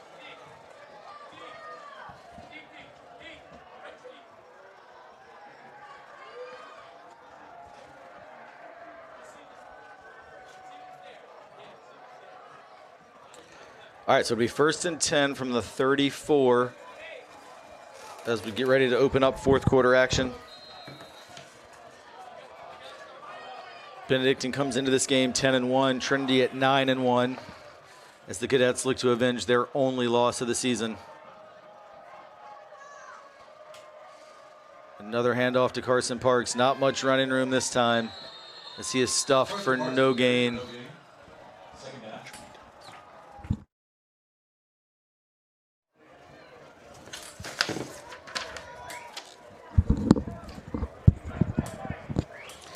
Be 2nd and 10.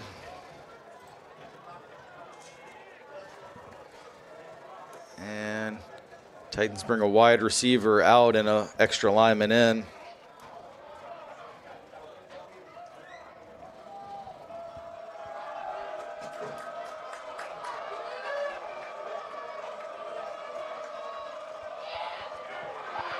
Carson Parks ran for a yard or so, but not much. He hopped up and tried to keep running, hoping he maybe had not been called down, but he was down, so it'll be 3rd and 10. I think it was actually an elbow that was down. It wasn't even a knee that was called down. I think it was just an elbow when he tried to really get up from that rolling tackle. Yeah, I mean, it was smart. He kind of landed on the defender, and, you know, you've seen those where a guy gets brought down, but no elbow or knee contacts, and you can hop up and keep going, but officials saw what you saw, JJ, that his elbow did hit. So on 3rd and 10, obvious 4-down territory, of course. D gets some time, completes the pass to Josiah Walker. He's tackled immediately. It's not going to be enough for the first down, but it's going to make it close. Damon Moore made the tackle, and it's going to be 4th and 1.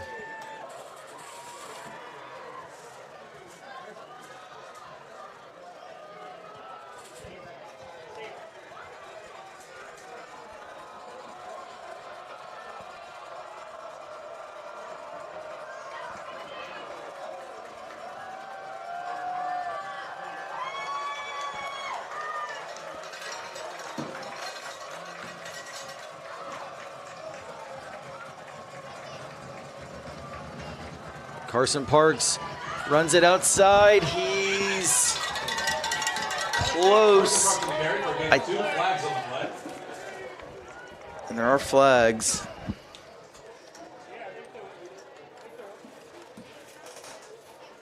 Where they've marked the ball looks just short, but it is going to be a horse collar tackle on the Cadets, so it will end up being a first down for Trinity.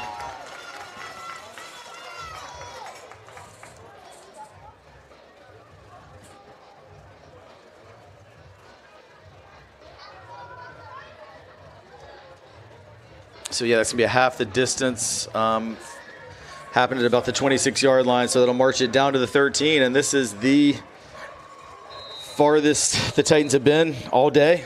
Yeah, they need to get a touchdown here. Nobody in that coaching staff is thinking 3 points. They're all thinking 7 at the least. Absolutely. Deke looks to throw. Clearly some confusion there as no receiver made that out route that he was looking for. 2nd and 10.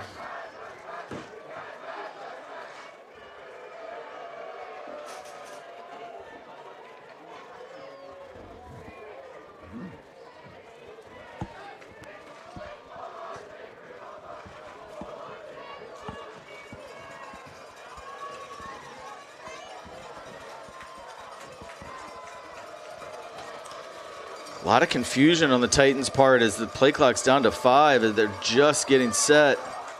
Definitely don't want to have to burn a timeout. They do get the play off. It is incomplete, almost picked off.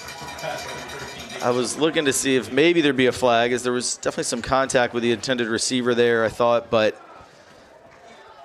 no flag on the play. And once again, Deacon takes another hit there from Sean Boyd, stands in, tries to deliver across the field, I think to Mason, yeah. But triple coverage, not much he could do. He had Deuce Mason on a flat route wide open because nobody ran with him on the motion.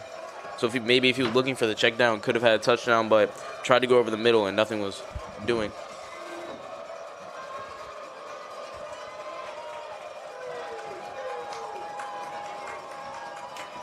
Get the play off. Pressure's coming. It's a good-looking throw. And there will be a flag. Pass was incomplete, but there's going to be a pass interference against the Cadets here as Josh Moore, the cornerback, he was in pretty good position but didn't get his head turned around, and as Deuce Mason fought to get back to the ball, Moore interfered with him, so that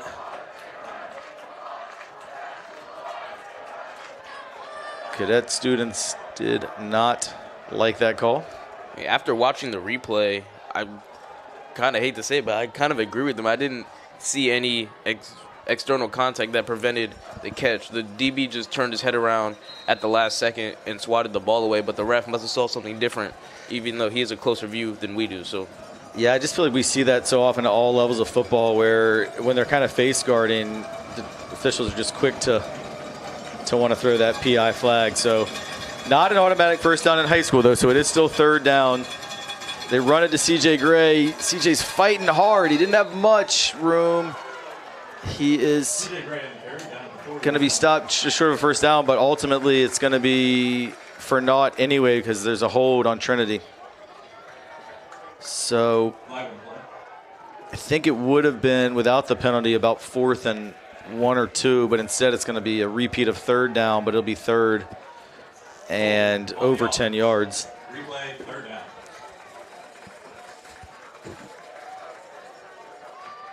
And right now we're in a phase of the game. I feel like this happened the last time these teams played where it feels like almost every other play a flag is thrown.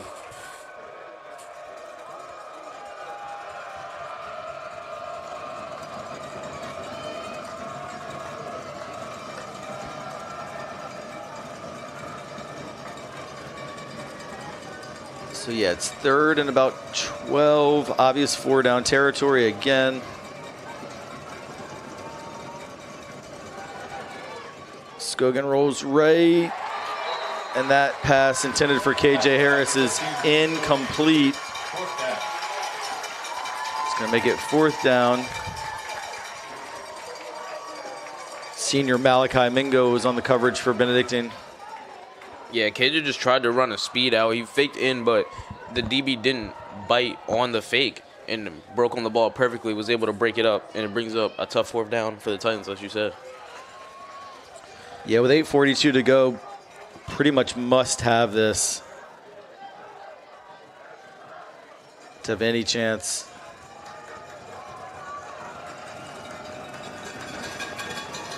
He's under pressure again. Pass is picked off by Mingo. It's a good tackle by, I think, C.J. Gray, but ultimately that interception turns it back over.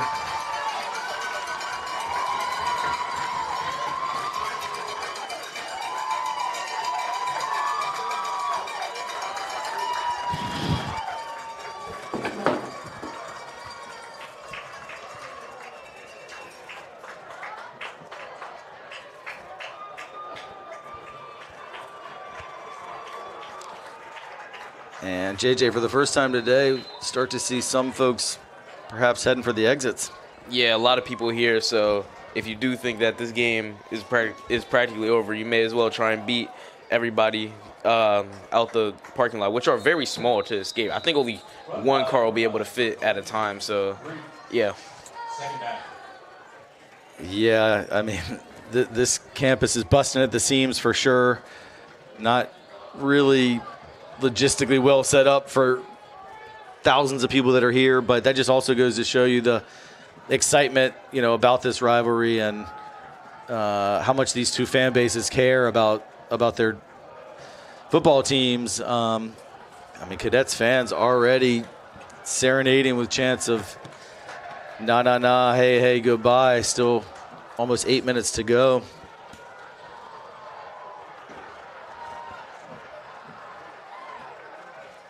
Handoff to Fred Dolan. He will pick up a first down out across the 30. I think the Cadets are just going to stay with the running game the rest of the time, try and run this clock out. They have about 8 people down on the offensive line, which are doing a great job of creating holes for the running back to run through. So credit to Benedictine's linemen and tight ends for creating these holes for the running back to run through.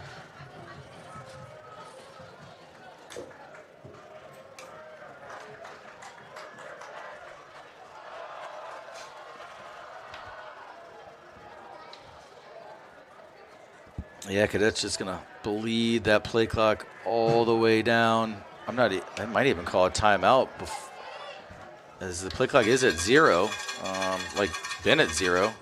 Not sure why that didn't elicit a flag, but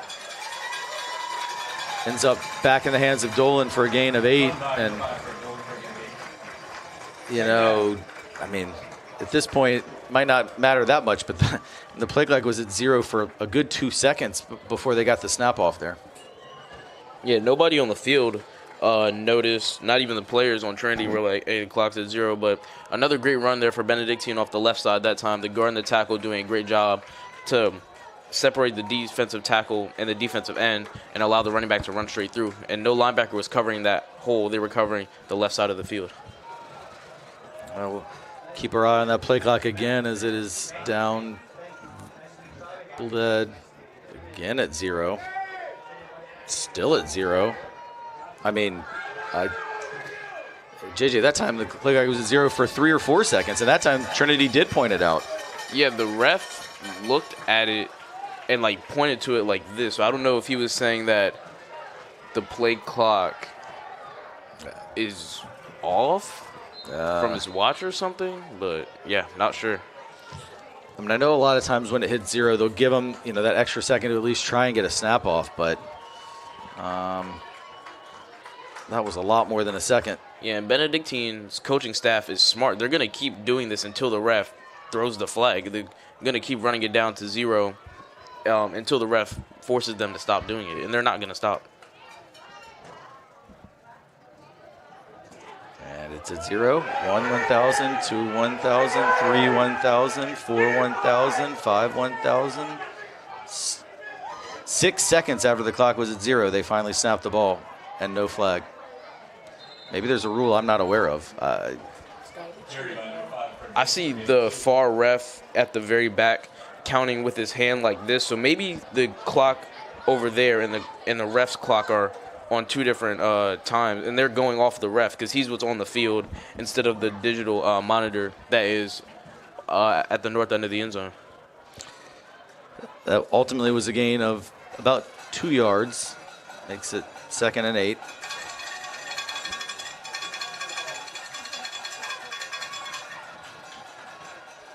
Looks like one of the Titans jumped offside, but no flag there either.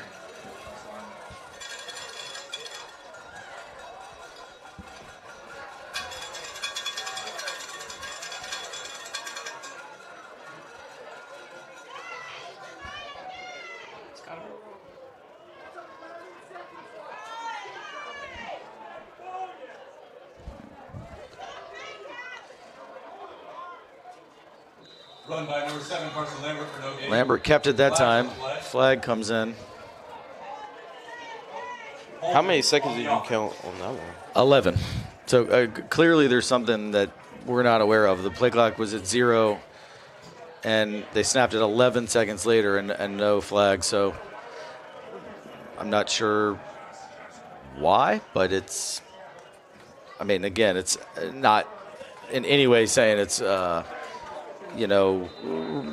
affecting the result. It's 20-0. Benedictine absolutely deserves the lead that they have.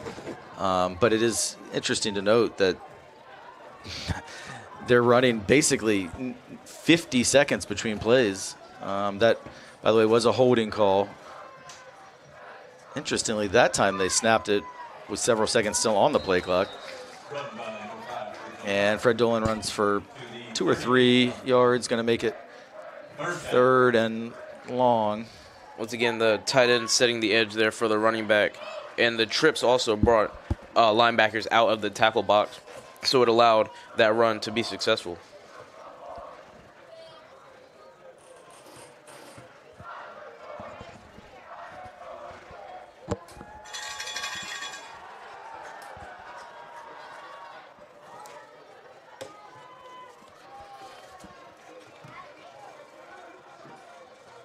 Third and 13. There are 3 receivers in this set. 4, actually. 4 wide receivers, 2 high, 2 to the bottom. Lambert is just going to keep it himself. Good tackle by Trey Cherry. Lambert had some room ahead of him, and if Cherry hadn't made that tackle, I think he would have gotten a first down, but that will make it 4th down. He gained a few, but not near enough for a first down, so it'll be 4th and 8. And we'll get to see the #1 junior punter in the nation, Harris Mischke.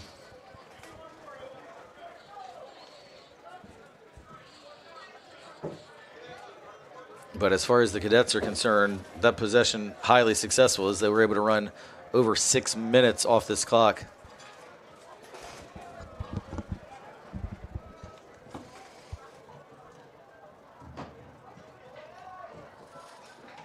Mischke's kick is fielded by Deuce Mason, and he is met immediately by the gunner, Manny Evans.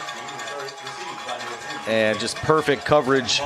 And the special teams of Benedictine continue to be super impressive. Yeah, definitely super impressive. Like you said, the punter kicked that ball about 50 yards in the air and forced Deuce Mason to catch it and not be able to go anywhere. I thought the gunner was going to be able to lay a bigger hit, so credit to Deuce for getting out the way, because that, we see it many times where in that situation the punter looks like he's about to get absolutely rocked. So once again, credit for Deuce to get out the way, and credit to the gunner for getting down there so fast and helping your punter and get those yardage stats. Yeah, and credit to Deuce for catching it too. I mean, there's a guy flying at your face, but that's what you do in punt return. Titans will take over at their own 15 and just run the ball to Carson Parks. He's got nowhere to go, and it's going to be a loss. And you got to say, I mean, the Cadets have won this game with the turnover battle, 5 Trinity turnovers to just 1 by Benedictine, but also they've won it in the trenches. Carson Parks and C.J. Gray, who've run wild all season, have had very little running room. Deke Scogan has had very little time to find receivers. And the receivers, when he has had the time, have rarely been open. It's just been a perfect game by the Cadet defense. Yeah, I'm noticing that the Trinity offensive line on these runs are not getting pushed up the field and are not getting to the second level without making sure that their first level assignment is taken care of. Yeah, and I don't know if all season, even in the one loss that the Titans suffered at St. Christopher's, they still were able to run the ball fairly effectively. It was just turnovers and key moments that was the difference there. But really, yeah, for the first time all year. Yeah, man, congratulations. But for the first time all year, no success really for this Titan O-line. I mean, the good news for Trinity is, I guess, 3 of your starting O-linemen are going to be back next year, as well as your quarterback. Big hit delivered on Deuce Mason there. That one's going to draw a flag, and it was a good catch by Mason. But, yeah, I mean, you look ahead to next year. If you're a Titan fan, you got the majority of your O-line back. You've got running back in C.J. Gray, receivers Deuce Mason, Josiah Walker, K.J. Harris. But also, you got to really kind of, as we wrap up under a minute here, think about, really our thoughts go to these seniors on this roster who have given so much to this Trinity program and they won the state championship as 9th graders, won a couple prep league championships as well, and have continued to keep this program near the top of the state, but today it was all cadets.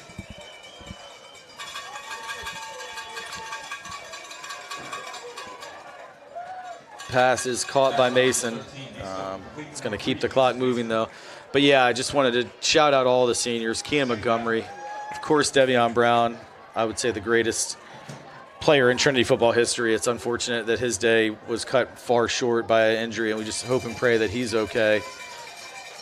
Mason Love, the leader of the defense. Carson Parks, incredible running back. Ben Rosen, who's been a 3-year starter. Hugh Stone, the punter since 9th grade. Clay Pruitt, Jack Brotherton, Sean Hargan, Miles Love, Beck Sullivan, and Sam DeFrancesco. A great senior class, and Titan Nation is proud of all those guys. But unfortunately, their careers will end with a loss, as there is just 8 seconds left, and there is a flag. It's going to be a personal foul, roughing the passer.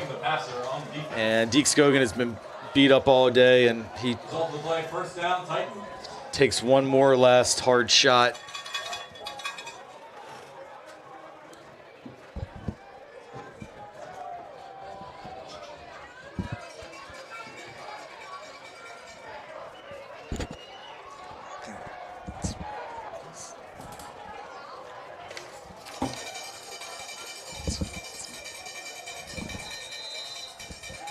All right, so with 8 seconds to go and that 15-yard penalty, Trinity will have one last play.